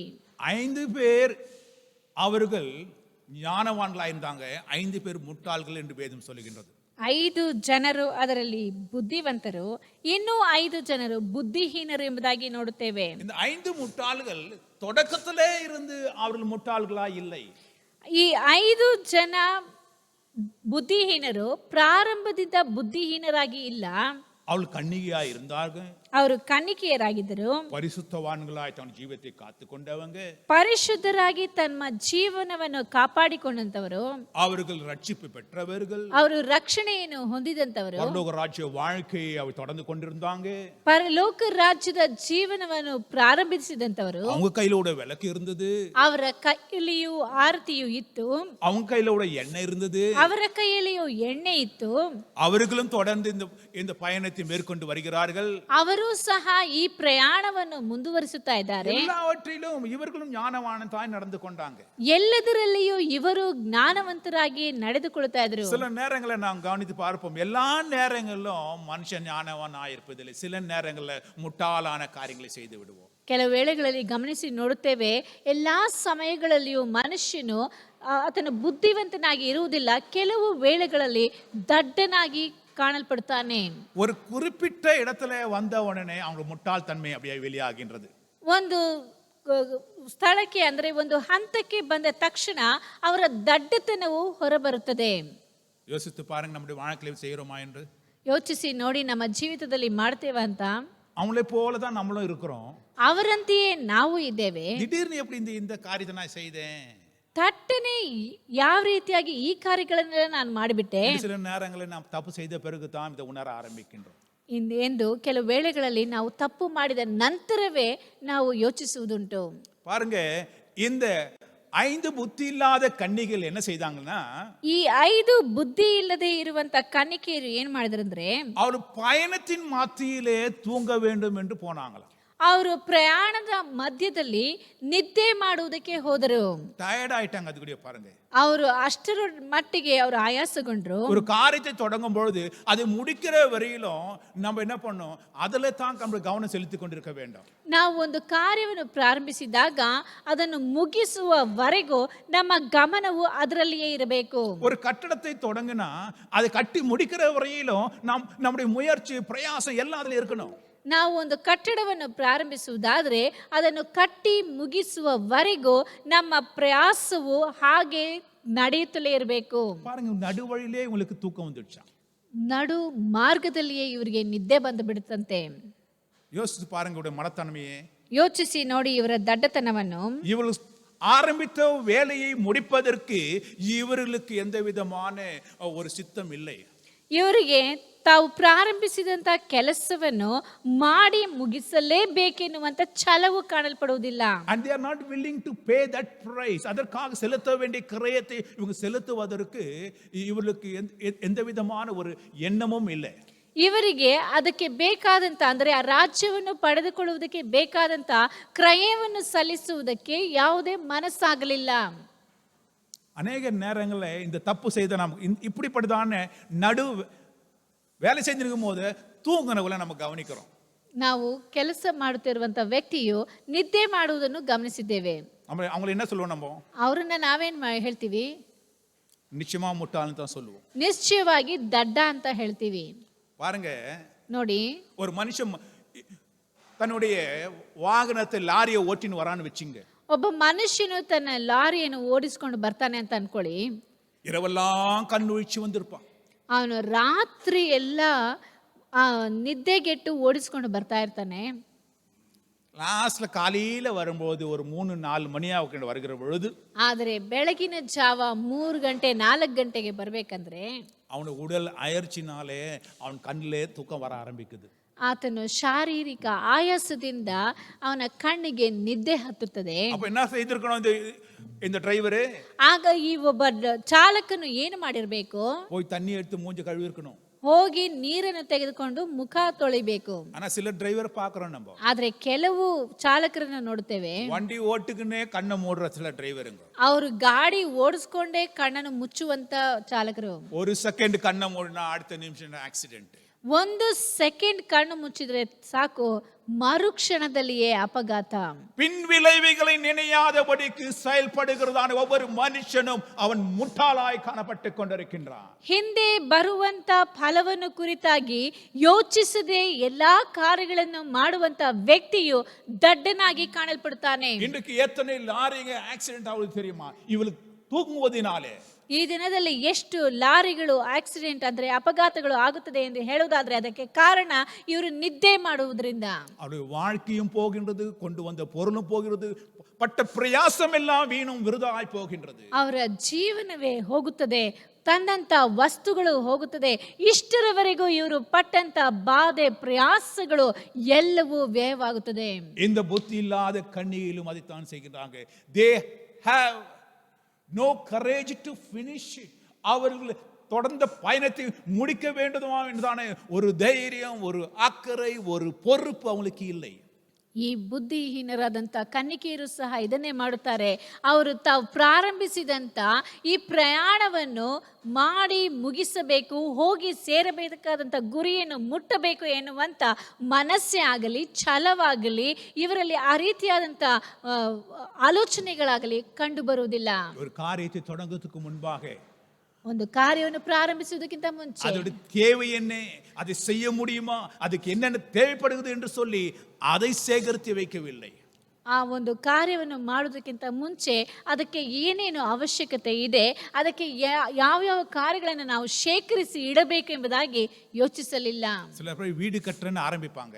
ಕೆಲವರು ಮನೆ ಕಟ್ಟುತ್ತೇನೆ ಎಂಬುದಾಗಿ ಪ್ರಾರಂಭಿಸುತ್ತಾರೆ. அவங்க பேஸ்மெண்ட் வந்த உடனே அவங்க பணம் எல்லாம் தீர்ந்து போயிடும். ಅವರಿಗೆ ಆ ಒಂದು ಪಾಯ ಹಾಕಿದ ತಕ್ಷಣ ಅವರಲ್ಲಿರುವಂತಹ ಹಣ ಎಲ್ಲ ಮುಗ್ದೋಗ್ಬಿಡುತ್ತೆ. 10 வருஷம் பொறுத்து நான் கேட்பேன், என்ன பேஸ்மெண்ட்லயே இருக்குது, என்னாச்சு?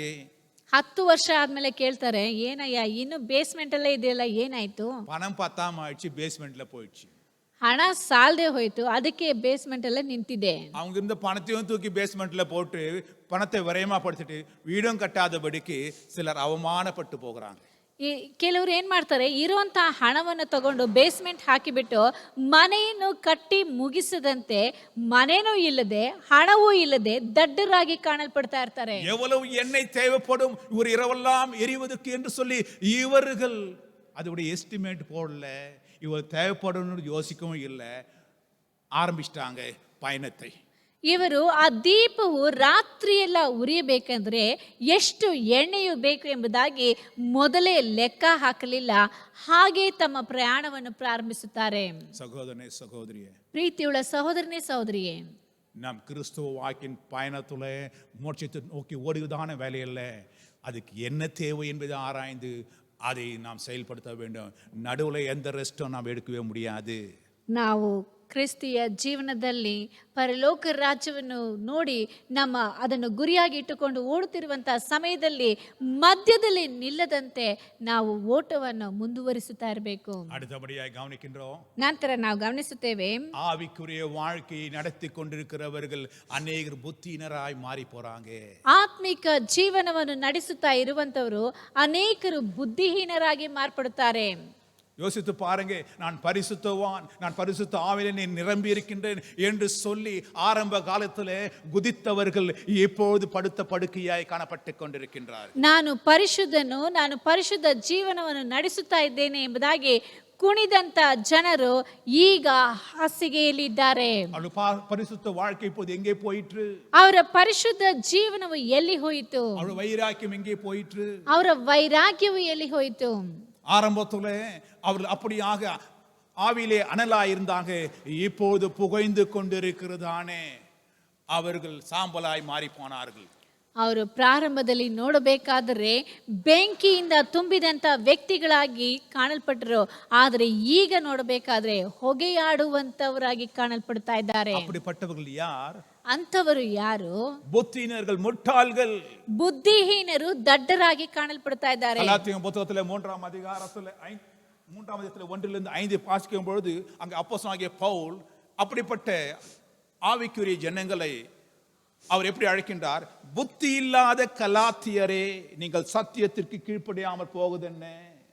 ಆದ್ದರಿಂದ ಗಲಾತ್ಯದವರಿಗೆ ಬರೆದ ಪತ್ರಿಕೆ 3ನೇ ಅಧ್ಯಾಯ 1ರಿಂದ 5ನೇ ವಾಕ್ಯದವರೆಗೂ ಓದುವಂತ ಸಮಯದಲ್ಲಿ ಅಲ್ಲಿ ಪೌಲನು ಕೇಳುವಂತ ಮಾತು, ಬುದ್ಧಿ ಇಲ್ಲದಂತ ಗಲಾತ್ಯರವರೇ, ಯಾರು ನಿಮ್ಮನ್ನು ಮರಳುಗೊಳಿಸಿದರು ಎಂಬುದಾಗಿ. ஆவியிலே ஆரம்பம் ஆனின நீங்கள் மாம்சத்திலே முடிய போகிறீர்களோ? நீங்கள் இவ்வளவு புத்தியினர்களா? இத்தனை பாடுகளும் வீணாய் பட்டீர்களே, அவைகள் வீணாய் போயிற்றே. ದೇವರ ಆತ್ಮಾನುಸಾರವಾಗಿ ಪ್ರಾರಂಭಿಸಿ ಈಗ ಬಹಿರಾಚಾರಗಳಿಂದ ಸಿದ್ಧಿಗೆ ಬರಬೇಕೆಂದಿದ್ದೀರಾ? ನೀವು ಅಷ್ಟು ಬಾಧೆಗಳನ್ನು ಅನುಭವಿಸಿದ್ದು ವ್ಯರ್ಥವೇ ಏನು ಎಂದು ಹೇಳಬೇಕೆಂದು ಕೇಳುತ್ತಾನೆ. உன்னுடைய கிறிஸ்தவ வாழ்க்கை நீ ஆரம்பத்திலிருந்து இப்போது யோசித்து பார், நீ எங்கே இருக்கின்றாய்? ಕ್ರೈಸ್ತನಾಗಿ ನೀನು ಪ್ರಾರಂಭಿಸಿದಂತಹ ದಿನಗಳಿಂದ ಇಂದಿನ ದಿನದವರೆಗೂ ಯೋಚಿಸಿ ನೋಡು, ಈಗ ನೀನು ಎಲ್ಲಿದ್ದಿ? நீ மாம்சத்திலே இப்பொழுது நடந்து கொண்டிருக்கின்றாயோ, ஆவியிலே நடந்து கொண்டிருக்கின்றாயோ? ಈಗ ನೀನು ಶಾರೀರಿಕದಲ್ಲಿ ನಡೆಯುತ್ತಾ ಇದ್ದೀಯೋ, ಇಲ್ಲ ಆತ್ಮದಲ್ಲಿ ನಡೆಯುತ್ತಾ ಇದ್ದೀಯೋ? நீ புத்தியினனாய் நடந்து கொள்ள வேண்டாம் என்று வேதம் சொல்கிறது. ನೀನು ದಡ್ಡನಾಗಿ ನಡೆದುಕೊಳ್ಳಬೇಡ ಎಂಬುದಾಗಿ ಸತ್ಯವೇದವು ಹೇಳುತ್ತದೆ. ஆனா சில கிறிஸ்தவங்க ஒத்துக்கவே மாட்டாங்க. ಆದರೆ ಕೆಲವು ಕ್ರೈಸ್ತರು ಒಪ್ಪಿಕೊಳ್ಳುವುದೇ ಇಲ್ಲ.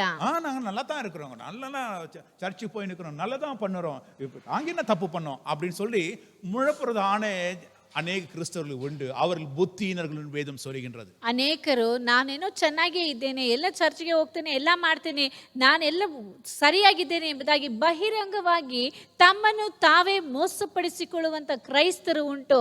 ಅವರು ನಿಜಕ್ಕೂ ದಡ್ಡರಾಗಿ ಕಾಣಲ್ಪಡ್ತಾ ಇದ್ದಾರೆ. வெளிப்படுத்தின விசேஷத்தில் 3ஆம் அதிகாரத்தில் 17ஆம் வசனம் 16, 17, 18 வாசிக்கும் பொழுது சொல்லப்பட்டிருக்கிறது. அங்கே லவோதிகா சபைக்கு அங்கே யோவான் இதை அப்படியே எழுதுகின்றார். நீ குளிருமின்றி அனலுமின்றி வெதுவெதுப்பாய் இருக்கிறபடினால் உன்னை என் வாயிலிருந்து போடுவேன் என்று கர்த்தர் சொல்லுகின்றார். ஏன் தெரியுமா?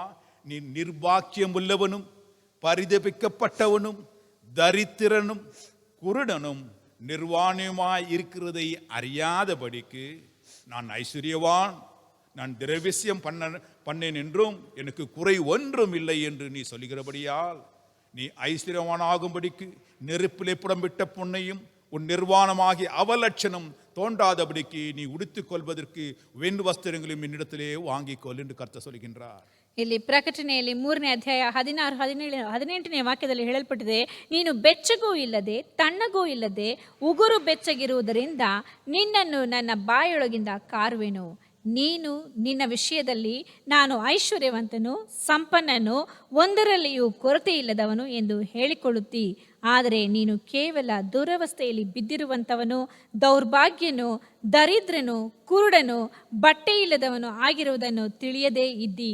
ನೀನು ಐಶ್ವರ್ಯವಂತನಾಗುವಂತೆ ಬೆಂಕಿಯಲ್ಲಿ ಪುಟ ಹಾಕಿದ ಚಿನ್ನವನ್ನು, ಲಜ್ಜಾಸ್ಪದವಾದ ನಿನ್ನ ಬೆತ್ತಲೆತನ ಕಾಣಿಸದಂತೆ ಹೊದ್ದುಕೊಳ್ಳುವುದಕ್ಕಾಗಿ ಬಿಳಿ ವಸ್ತ್ರಗಳನ್ನು ಕಣ್ಣು ಕಾಣುವಂತೆ ನಿನ್ನ ಕಣ್ಣುಗಳಿಗೆ ಹಚ್ಚುವುದಕ್ಕಾಗಿ ಅಂಜನವನ್ನು ನನ್ನಿಂದ ಕೊಂಡುಕೋ ಎಂಬುದಾಗಿ ಹೇಳುತ್ತಾನೆ. நீ புத்தியனாக இருக்கின்றாயோ அல்லது உன் நிலைமையை புரிந்து கொண்டு உன்னை சரிப்படுத்த விரும்புகின்றாயோ யோசித்து பாரு. ನೀನು ಬುದ್ಧಿಹೀನನಾಗಿರಿ ಹಾಗೆಯೇ ಉಳಿಯುತ್ತೀಯೋ, ಇಲ್ಲವೇ ನಿನ್ನ ಪರಿಸ್ಥಿತಿಯನ್ನು ಅರ್ಥ ಮಾಡಿಕೊಂಡು ನಿನ್ನನ್ನು ತಿದ್ದುಪಡಿಸಿಕೊಳ್ಳುತ್ತೀಯೋ ಯೋಚನೆ ಮಾಡಿ ನೋಡು. உன் யோசனைப்படி நீ நலமா இருக்கிறதா நினைத்துக் கொள்ளலாம். ನಿನ್ನ ಯೋಚನೆಯ ಪ್ರಕಾರವಾಗಿ ನೀನು ಚೆನ್ನಾಗಿದ್ದೆ ಎಂಬುದಾಗಿ ತಿಳಿದುಕೊಂಡಿರಬಹುದು. ஆனா ஆண்டவருடைய கண்ணிலே நீ எப்படி இருக்கின்றாய் யோசித்து பாரு. ಆದರೆ ದೇವರ ದೃಷ್ಟಿಯಲ್ಲಿ ನೀನು ಹೇಗಿದ್ದೀ ಎಂಬುದಾಗಿ ಯೋಚಿಸಿ ನೋಡು. நீ உன்னை ஆராய்ந்து பார்க்க வேண்டும். ನೀನು ನಿನ್ನನ್ನು ಪರೀಕ್ಷಿಸಿ ನೋಡಬೇಕು. இப்போ ஒரு மனுஷனுக்கு கொரோனா டெஸ்ட் இருக்குதா இல்லையான்னு சொன்னா அதுக்கு என்ன பண்றாங்க, இப்போ டெஸ்ட் பண்ணி பார்க்கறாங்க முன்னாலே. ಒಬ್ಬ ಮನುಷ್ಯನಿಗೆ ಕೊರೋನಾ ವ್ಯಾಧಿಯು ಬಂದಿದೆಯಾ ಇಲ್ವಾ ಅಂತ ಮೊದಲೇ ಹೋಗಿ ಪರೀಕ್ಷೆ ಮಾಡಿ ನೋಡ್ತಾರೆ. போய் டெஸ்ட் பண்ணி பாரு. ಹೋಗಿ ಪರೀಕ್ಷೆ ಮಾಡಿ ನೋಡು. ஆவிக்குரிய வாழ்க்கையில் இருக்கின்றாயோ இல்லை மாம்சத்தில் இருக்கின்றாய் டெஸ்ட் பண்ணி பாரு. ನೀನು ಆತ್ಮಿಕ ಜೀವಿತದಲ್ಲಿ ಇದೆಯೋ ಇಲ್ಲವೇ ಶಾರೀರಿಕ ಜೀವನವನ್ನು ನಡೆಸುತ್ತಾ ಇದೆಯೋ ಪರೀಕ್ಷೆ ಮಾಡಿ ನೋಡು. நீ பரலோகத்துக்கு போவாயோ நரகத்துக்கு போவாயோ நீ யோசித்து பாரு, அங்க டெஸ்ட் பண்ணி பாரு. ನೀನು ಪರಲೋಕಕ್ಕೆ ಹೋಗುತ್ತೀಯೋ ಇಲ್ಲ ನರಕಕ್ಕೆ ಹೋಗುತ್ತೀಯೋ ಎಂಬುದಾಗಿ ಪರೀಕ್ಷೆ ಮಾಡಿ ನೋಡು. கலாத்தியர் 5:5 சொல்கிறது, அது ஆவியின் கனியோ அன்பு, தயவு, சாந்தம், இச்சை, அடக்கம். பாருங்க, அங்கே கனி வர வேண்டும். ಗಲಾತ್ಯದವರಿಗೆ ಬರೆದ ಪತ್ರಿಕೆ 5ನೇ ಅಧ್ಯಾಯದಲ್ಲಿ ಹೇಳಲ್ಪಟ್ಟಿದೆ, ಆತ್ಮನ ಫಲಗಳು ಪ್ರೀತಿ, ನಂಬಿಕೆ, ಸಂತೋಷ, ಸಮಾಧಾನ, ದೀರ್ಘಶಾಂತಿ. ಅಂದರೆ ಆತ್ಮನ ಫಲಗಳು ನಮ್ಮಲ್ಲಿ ಕಾಣಿಸಿಕೊಳ್ಳಬೇಕು. பலன் கொடுக்காத எந்த ஒரு மனுஷனும் அவன் தேவனுடைய பிள்ளை அல்ல. ಫಲ ಕೊಡದೆ ಇರುವಂತ ಯಾವುದೇ ವ್ಯಕ್ತಿಯು ದೇವರ ಮಕ್ಕಳಾಗಿರೋದಕ್ಕೆ ಸಾಧ್ಯವಿಲ್ಲ. பாருங்க, தீத்து புத்தகத்துல 3ஆம் அதிகாரத்துல 2ல சொல்றாரு, ತೀತನ ಪತ್ರಿಕೆ 3ನೇ ಅಧ್ಯಾಯ 2ನೇ ವಾಕ್ಯದಲ್ಲಿ ಹೇಳಲ್ಪಟ್ಟಿದೆ, ஒருவனையும் தூஷியாமலும் சண்டை பண்ணாமலும் பொறுமையுள்ளவர்களா எல்லா மனுஷனுக்கும் சாந்த குணத்தை காண்பிக்கவும் அவளுக்கு நினைப்பு ஊட்டுன்னு சொல்றாரு. ரிமைண்ட் தம், நீங்க இப்படிதான் இருக்கணும்னு திருப்பி சொல்லு அவங்களுக்குன்றாரு. ನೀನು ಯಾರನ್ನು ದೂಷಿಸದೆ ಕುತರ್ಕ ಮಾಡದೆ ಎಲ್ಲಾ ಮನುಷ್ಯರಿಗೆ ಪೂರ್ಣ ಸಾಧು ಗುಣವನ್ನು ತೋರಿಸುತ್ತಾ ಸಾತ್ವಿಕರಾಗಿರಬೇಕು, ಅವರಿಗೆ ಜ್ಞಾಪಕ ಮಾಡಿಕೊಡು ಎಂಬುದಾಗಿ ಹೇಳ್ತಾನೆ. லிட்மஸ் டெஸ்ட், ஒருத்தன் கிறிஸ்தவனா தேவனுடைய பிள்ளையா இல்லையான்னு பார்க்கணும். அவன் வாயிலிருந்து என்ன வருதுன்னு பார்க்கலாம். பாருங்க, தூஷண வார்த்தைகள், சண்டை பண்றது, பொறுமை அற்றவர்களாக பாங்க இருக்கிறது, சாந்த குணமே இல்லை. அப்படிப்பட்ட மனுஷன் அவன் வேஷதாரியாய் பயணம் பண்ணி கொண்டிருக்கான ஒழியே அவன் நிச்சயமாய் பரலோகத்துக்கு போய் சேர்ற மனுஷன் அல்ல. ಒಬ್ಬ ವ್ಯಕ್ತಿಯು ಕ್ರಿಸ್ತನಲ್ಲಿ ಜೀವನವನ್ನು ನಡೆಸುತ್ತಾ ಇದ್ದಾನಾ ಇಲ್ಲವಾ ಎಂಬುದಾಗಿ ಪರೀಕ್ಷಿಸುವಂಥದ್ದು ಅವನ ಬಾಯಿಂದ ಹೊರಡುವಂತಹ ಮಾತುಗಳೇ. ಅವನು ಸಕಲ ಕಾರ್ಯಗಳಲ್ಲೂ ಸತ್ಕಾರ್ಯಗಳನ್ನು ಮಾಡುವಂಥವನು ಮತ್ತು ಸಾತ್ವಿಕರಾಗಿಯೂ ಸಾಧು ಗುಣವನ್ನು ಉಳ್ಳಂತ ವ್ಯಕ್ತಿಯಾಗಿಯೂ ಕಾಣಲ್ಪಡಬೇಕು. முட்டாளாயிருக்க வேண்டாம், ದಡ್ಡನಾಗಿರಬೇಡ. இந்த காரியங்கள்ல நாம் முற்காலத்தில் நாம் செய்தோம், இல்லைன்னு சொல்லல. ನಾವು ಮುಂಚಿನ ದಿನಗಳಲ್ಲಿ ಮಾಡಿದೆವು, ಇಲ್ಲ ಎಂದು ಹೇಳಲಿಲ್ಲ. வேதம் சொல்லுது, முற்காலத்திலே நாமும் புத்தியினராய் முட்டாள்தனமாய் கீழ்ப்படியாதவர்களும் தப்பி நடக்கிறவர்களும் பல இச்சைகளுக்கு இன்பங்களுக்கு அடிமையானவர்களும் துர்குணத்தோடு பொறாமையோடும் ஜீவன் பண்ணுவர்களுமாக பகைக்கப்படத்தக்கவர்களும் ஒருவருக்கு ஒரு பகைக்குள்ளமாய் இருந்தோம். ನಾವು ಸಹ ಮೊದಲು ಅವಿವೇಕಿಗಳು, ಅವಿಧೇಯರು, ಮೋಸ ಹೋದವರು, ನಾನಾ ವಿಧವಾದ ದುರಾಶೆಗಳಿಗೆ ಮತ್ತು ಭೋಗಗಳಿಗೆ ಅಧೀನರು, ಕೆಟ್ಟತನ, ಹೊಟ್ಟೆ ಕಿಚ್ಚುಗಳಲ್ಲಿ ಕಾಲ ಕಳೆಯುವವರು, ಅಸಹ್ಯರು, ಒಬ್ಬರನ್ನೊಬ್ಬರು ಹಾಗೆ ಮಾಡುವವರು ಆಗಿದ್ದೆವು ಎಂಬುದಾಗಿ 3ನೇ ವಾಕ್ಯದಲ್ಲಿ ಹೇಳಲ್ಪಟ್ಟಿದೆ. ಇವೆಲ್ಲ ಆವಿಕುರಿಯ ಮುಟ್ಟಾಳ್ಗಳು. ಇವೆಲ್ಲವೂ ಆತ್ಮಿಕ ರೀತಿಯಲ್ಲಿ ದಡ್ಡರು. அவங்க நடக்கையே ஆவிக்குரிய வாழ்க்கை அல்ல, ஆனா இவங்க ஆவிக்குரிய மனுஷர்கள் என்று சொல்லிக் கொண்டிருக்கிற முட்டாள்கள். ಇವರ ಜೀವನದ ನಡತೆಗಳು ಆತ್ಮಿಕ ರೀತಿಯಾಗಿ ಇಲ್ಲ, ಆದರೆ ಬೇರೆಯವರ ಮುಂದೆ ಬಹಿರಂಗವಾಗಿ ಆತ್ಮಿಕರಾಗಿ ಇದ್ದೇವೆ ಎಂಬುದಾಗಿ ಹೇಳ್ತಾ ಇರುವಂತವರು. வேதம் என்ன சொல்கிறது? ಸತ್ಯವೇದವು ಏನು ಹೇಳ್ತದೆ? எரேமியா 4:22 ಎರೆಮಿಯ 4:22 என் ஜனங்களோ மதியற்றவர்கள், என்னை அறியாதிருக்கிறார்கள், அவள் பைத்தியம் உள்ள பிள்ளைகள், அவளுக்கு உணர்வே இல்லை, பொல்லாப்பு செய்ய அவர்கள் அறிவாளிகள், நன்மை செய்யவோ அவர்கள் அறிவில்லாதவர்கள். ಎರೆಮಿಯನು ಪ್ರವಾದನ ಗ್ರಂಥ 4ನೇ ಅಧ್ಯಾಯ 22ನೇ ವಾಕ್ಯದಲ್ಲಿ ಹೇಳಲ್ಪಟ್ಟಿದೆ, ನನ್ನ ಜನರು ಮೂರ್ಖರು, ನನ್ನನ್ನು ತಿಳಿಯರು, ಮೂಢ ಸಂತತಿಯವರು, ಅವಿವೇಕಿಗಳು, ದುಷ್ಕಾರ್ಯದಲ್ಲಿ ನಿಪುಣರು, ಸತ್ಕಾರ್ಯವನ್ನು ಮಾಡಲು ಅರಿಯರು. நாம் ஆவிக்குரிய முட்டாளா இருக்க வேண்டாம். ನಾವು ಆತ್ಮೀಕ ದಡ್ಡರಾಗಿ ಇರುವುದು ಬೇಡ. ஆண்டுடைய வார்த்தைக்கு கீழ்ப்படிந்து அதன்படி செய்ய ஆரம்பிப்போம். ದೇವರ ವಾಕ್ಯಕ್ಕೆ ವಿಧೇಯರಾಗಿ ಅದರಂತೆ ನಾವು ನಡೆಯೋಣ. ரோமர் 1:21 அருமையாய் சொல்லுகின்றது. ರೋಮಾಪುರದವರಿಗೆ ಬರೆದ ಪತ್ರಿಕೆ 1ನೇ ಅಧ್ಯಾಯ 21ನೇ ವಾಕ್ಯದಲ್ಲಿ ಹೇಳಲ್ಪಟ್ಟಿದೆ, அவர்கள் தேவனை அறிந்தும் அவரை தேவனென்று மகிமைப்படுத்தாமலும் ஸ்தோத்தரியாமலும் தங்கள் சிந்தனையினாலே வீணரானார்கள். உணர்வில்லாத இருதயம் இருளடைந்தது. அவர்கள் தங்கள் ஞானிகள் என்று சொல்லியும் பைத்தியக்காரராய் ಮಾರಿನಾர்கள். ಯಾಕೆಂದರೆ ದೇವರ ವಿಷಯವಾಗಿ ಅವರಿಗೆ ತಿಳುವಳಿಕೆ ಇದ್ದರೂ ಅವರು ಆತನನ್ನು ದೇವರೆಂದು ಘನಪಡಿಸಲಿಲ್ಲ, ಆತನ ಉಪಕಾರಗಳನ್ನು ನೆನೆಸಿ ಆತನನ್ನು ಸ್ತುತಿಸಲಿಲ್ಲ. ಅವರು ವಿಚಾರ ಮಾಡಿ ಮಾಡಿ ಫಲ ಕಾಣಲಿಲ್ಲ. ವಿವೇಕವಿಲ್ಲದ ಅವರ ಮನಸ್ಸು ಕತ್ತಲಾಯಿತು. ಮತ್ತು 22ನೇ ವಾಕ್ಯದಲ್ಲಿ ಹೇಳಲ್ಪಟ್ಟಿದೆ, ತಾವು ಜ್ಞಾನಿಗಳೆಂದು ಹೇಳಿಕೊಂಡು ಹುಚ್ಚರಾದರು. முத்தாக நான் சொல்ல வேண்டும் என்றால், ನಾನು ಮುಕ್ತಾಯವಾಗಿ ಹೇಳಬೇಕೆಂದು ಹೇಳುವುದಾದರೆ, தேவனை அவருக்கு உரிய மகத்துவத்தை கொடுக்காத எந்த ஒரு மனுஷனும் தேவனை மகிமைப்படுத்தாதபடிக்கு தன்னுடைய ஸ்தோத்திரத்தினாலும் தன்னுடைய சிந்தையினாலும் ஆண்டவரை மகிமைப்படுத்தாதே எல்லா மனுஷனும் ಮೂಢನಾಗவே ಕಾಣಪಟ್ಟು கொண்டிருக்கின்றான். ದೇವರಿಗೆ ಸಲ್ಲಬೇಕಾದಂಥ ಘನವನ್ನು ಸಲ್ಲಿಸದಂತೆ ಆತನ ಉಪಕಾರಗಳನ್ನು ಸ್ತುತಿ ಮಾಡದೆ ಇರುವಂತ ಪ್ರತಿಯೊಬ್ಬ ವ್ಯಕ್ತಿಯು ಅವಿವೇಕಿಯು ದಡ್ಡನು ಆಗಿ ಕಾಣಲ್ಪಡುತ್ತಾನೆ. Forsake the foolishness and you will live. அங்கே மதியினத்தை நீ விட்டுவிடு, அப்பொழுது நீ பிழைத்திருப்பாய். ನೀನು ಮೂರ್ಖತನವನ್ನು ಬಿಟ್ಟು ಬಿಡುವುದಾದರೆ ಬದುಕುವಿ. கர்த்தர் உங்களை ஆசீர்வதிப்பாராக. ಕರ್ತನು ನಿಮ್ಮನ್ನು ಆಶೀರ್ವದಿಸಲಿ. ಆಮೆನ್ என்பதே. ಆಮೆನ್.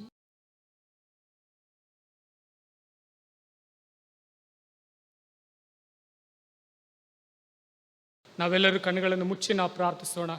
ಈ ಬೆಳಗಿನ ಜಾವದಲ್ಲಿ ಕೇಳಿದಂಥ ಸಂದೇಶದ ಪ್ರಕಾರವಾಗಿ ದೇವರೇ, ನಿನ್ನ ಪ್ರಸನ್ನತೆಯು ನಮ್ಮೊಂದಿಗೆ ಕಾರ್ಯ ಮಾಡಲಿ ಸ್ವಾಮಿ. ಹೌದು ಕರ್ತನೆ, ದಡ್ಡನು ಸ್ವಾಮಿ, ಹೌದು ಕರ್ತನೆ, ಕಲ್ಲಿನ ಮೇಲೆ ಕರ್ತನೆ, ಹೌದು ಸ್ವಾಮಿ, ಬುದ್ಧಿವಂತನು ಮನೆಯನ್ನು ಕಟ್ಟಿಕೊಳ್ಳುತ್ತಾನೆ ಸ್ವಾಮಿ. ಬುದ್ಧಿಹೀನನು ಕರ್ತನೆ, ಹೌದು ಸ್ವಾಮಿ, ಮಣ್ಣಿನ ಮೇಲೆ ಆತನು ಮನೆಯನ್ನು ಕಟ್ಟಿಕೊಂಡು ಬುದ್ಧಿಹೀನವಾದ ಕೆಲಸವನ್ನು ಮಾಡುತ್ತಾನೆ ಎಂಬುದಾಗಿ ಹೇಳಿ ವಾಕ್ಯವನ್ನು ಕೇಳಿದ ಹಾಗೆ ಸ್ವಾಮಿ, ಒಬ್ಬನು ತನ್ನ ಆತ್ಮವನ್ನು ನಷ್ಟಪಡಿಸಿಕೊಂಡರೆ ಅವನಿಗೆ ಲಾಭವೇನೆಂಬುದಾಗಿ ನಿನ್ನ ವಾಕ್ಯ ಕೇಳುತ್ತದಲ್ಲ ಸ್ವಾಮಿ. ಈ ದಿನದಲ್ಲಿ ಸ್ವಾಮಿ, ನಿನ್ನ ವಾಕ್ಯವನ್ನು ಕೇಳುತ್ತಿರುವಂಥ ಪ್ರತಿಯೊಬ್ಬರ ಮೇಲೆ ನಿನ್ನ ಪ್ರಸನ್ನತೆ ಹಾದು ಹೋಗಲಿ ಸ್ವಾಮಿ. ಹೌದು ಕರ್ತನೆ, ಒಂದು ದೈವಿಕವಾದ ಬಲ ಇಳಿದು ಬರಲಿ ಸ್ವಾಮಿ, ಒಂದು ದೈವಿಕವಾದ ಮಹಿಮೆ ಒಬ್ಬೊಬ್ಬರ ಮೇಲೆ ಇಳಿದು ಬರಲಿ ಸ್ವಾಮಿ. ಹೌದು ಕರ್ತನೆ, ಈ ಲೋಕವನ್ನೆಲ್ಲ ಸಂಪಾದನೆ ಮಾಡಿಟ್ಟುಕೊಂಡರೂ ತನ್ನ ಆತ್ಮ ನಷ್ಟಪಟ್ಟರೆ ಲಾಭವೇನು ಎಂಬುದಾಗಿ ಹೇಳಿ ಸ್ವಾಮಿ.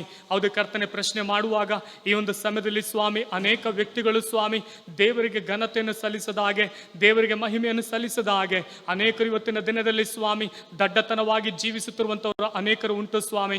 ಅನೇಕರು ಕರ್ತನೆ ಕ್ರಿಸ್ತನೊಳಗಡೆ ನಡೆದು ಸ್ವಾಮಿ, ಅನೇಕ ಬುದ್ಧಿವಂತರು, ಬುದ್ಧಿ ಇಲ್ಲದವರು ಕೂಡ ಈ ರೀತಿಯಾಗಿ ನಡೆದುಕೊಳ್ಳುವುದು ಉಂಟು ಸ್ವಾಮಿ. ಹೌದು ಕರ್ತನೆ, 5 ಜನ ಬುದ್ಧಿವಂತರನ್ನು 5 ಜನ ಬುದ್ಧಿ ಇಲ್ಲದವರನ್ನು ಕುರಿತಾಗಿ ನೀವು ಮಾತನಾಡಿದರಲ್ಲ ಸ್ವಾಮಿ. ಅದೇ ರೀತಿಯಾಗಿ ಇವತ್ತಿನ ದಿನದಲ್ಲೂ ಸ್ವಾಮಿ ನಾವು ಕ್ರಿಸ್ತನನ್ನು ಅರಿತು ಕೂಡ ಕರ್ತನೆ, ಹೌದು ಸ್ವಾಮಿ, ಅನೇಕ ಸಮಯದಲ್ಲಿ ದಡ್ಡತನವಾಗಿ ನಾವು ನಡೆದುಕೊಳ್ಳುತ್ತೇವೆ ದೇವರೇ. ಆ ದಡ್ಡತನದಿಂದ ನಮ್ಮನ್ನು ಬಿಡುಗಡೆ ಮಾಡು ಸ್ವಾಮಿ. ನಾವು ಬುದ್ಧಿವಂತಿಕೆ ಉಳ್ಳವರಾಗಿ ಮೊದಲಿಂಗನನ್ನು ಎದುರುಗೊಳ್ಳೋದಕ್ಕೆ ಬೇಕಾದಂಥ ಬಲವನ್ನು, ಅಭಿಷೇಕವನ್ನು ಒಬ್ಬೊಬ್ಬರ ಮೇಲೆ ನೀವು ಅನುಗ್ರಹಿಸಬೇಕಾಗಿ ಪ್ರಾರ್ಥನೆ ಮಾಡ್ತಾನೆ ಸ್ವಾಮಿ. ಅದು ಮಾತ್ರವಲ್ಲ ಸ್ವಾಮಿ, ಒಂದು ದೈವಿಕವಾದ ಪ್ರಸನ್ನತೆ ಸ್ವಾಮಿ ಈ ದಿನದಲ್ಲಿ ಸ್ವಾಮಿ ಕೇಳುತ್ತಿರುವಂಥ ಪ್ರತಿಯೊಬ್ಬರ ಹೃದಯದೊಳಗಡೆ ನೀವು ಕಾರ್ಯ ಮಾಡಬೇಕಾಗಿ ಪ್ರಾರ್ಥನೆ ಮಾಡ್ತಾನೆ ರಾಜ. ಎಲ್ಲ ತಡೆಗಳನ್ನು ನೀವು ನೀಗಿಸು ಸ್ವಾಮಿ. ಈ ಬೆಳಗಿನ ಜಾವದಲ್ಲಿ ಯಾರ್ಯಾರು ಅಸ್ವಸ್ಥರಾಗಿದ್ದರು ನಮ್ಮ ಸಭೆಯ ಮಕ್ಕಳನ್ನು ಒಬ್ಬೊಬ್ಬರನ್ನು ನೀವು ಮುಟ್ಟಿ ಗುಣಪಡಿಸು ದೇವರೇ. ಒಬ್ಬೊಬ್ಬರಿಗೂ ಸಮಾಧಾನವನ್ನು, ನೀವು ಆರೋಗ್ಯವನ್ನು ನೀವು ಅನುಗ್ರಹಿಸಬೇಕಾಗಿ ಪ್ರಾರ್ಥನೆ ಮಾಡ್ತಾನೆ ಸ್ವಾಮಿ. ಯಾವ ಅಶುದ್ಧವಾದ ಕಾರ್ಯಗಳಿದ್ರೂ ಕೂಡ ಯೇಸುವಿನ ನಾಮದಲ್ಲಿ ಗದರಿಸುತ್ತಾನೆ ಸ್ವಾಮಿ. ಅವರ ಶೈವಂತ ಎಲ್ಲ ರೋಗಗಳು ಬಿಟ್ಟು ಹೋಗಲಿ ಸ್ವಾಮಿ. ನೀವು ಬಿಡುಗಡೆ ಕೊಡು ದೇವರೇ. ಒಬ್ಬೊಬ್ಬರನ್ನ ನೀವು ಮುಟ್ಟಿ ಗುಣಪಡಿಸು, ಆಶೀರ್ವದಿಸು ಸ್ವಾಮಿ. ದೇವರೇ, ನಿನ್ನ ಪ್ರಸನ್ನತೆಯಿಂದ ಒಬ್ಬೊಬ್ಬರನ್ನು ತುಂಬಿಸು. ಯೇಸುವಿನ ನಾಮದಲ್ಲಿ ನನ್ನ ಪ್ರಾರ್ಥನೆಯನ್ನು ಕೇಳು ತಂದೆಯೇ. ನನ್ನ ಮನವೇ ಯೆಹೋವನನ್ನು ಕೊಂಡಾಡು, ನನ್ನ ಸಹೋದರರೇ ಆತನ ಪವಿತ್ರ ನಾಮವನ್ನು ಕೀರ್ತಿಸಿರಿ. ನನ್ನ ಮನವೇ ಯೆಹೋವನನ್ನು ಕೊಂಡಾಡು, ಆತನು ಮಾಡಿದ ಉಪಕಾರಗಳಲ್ಲಿ ಒಂದನ್ನೂ ಮರೆಯಬೇಡ. Amen. My God bless you all.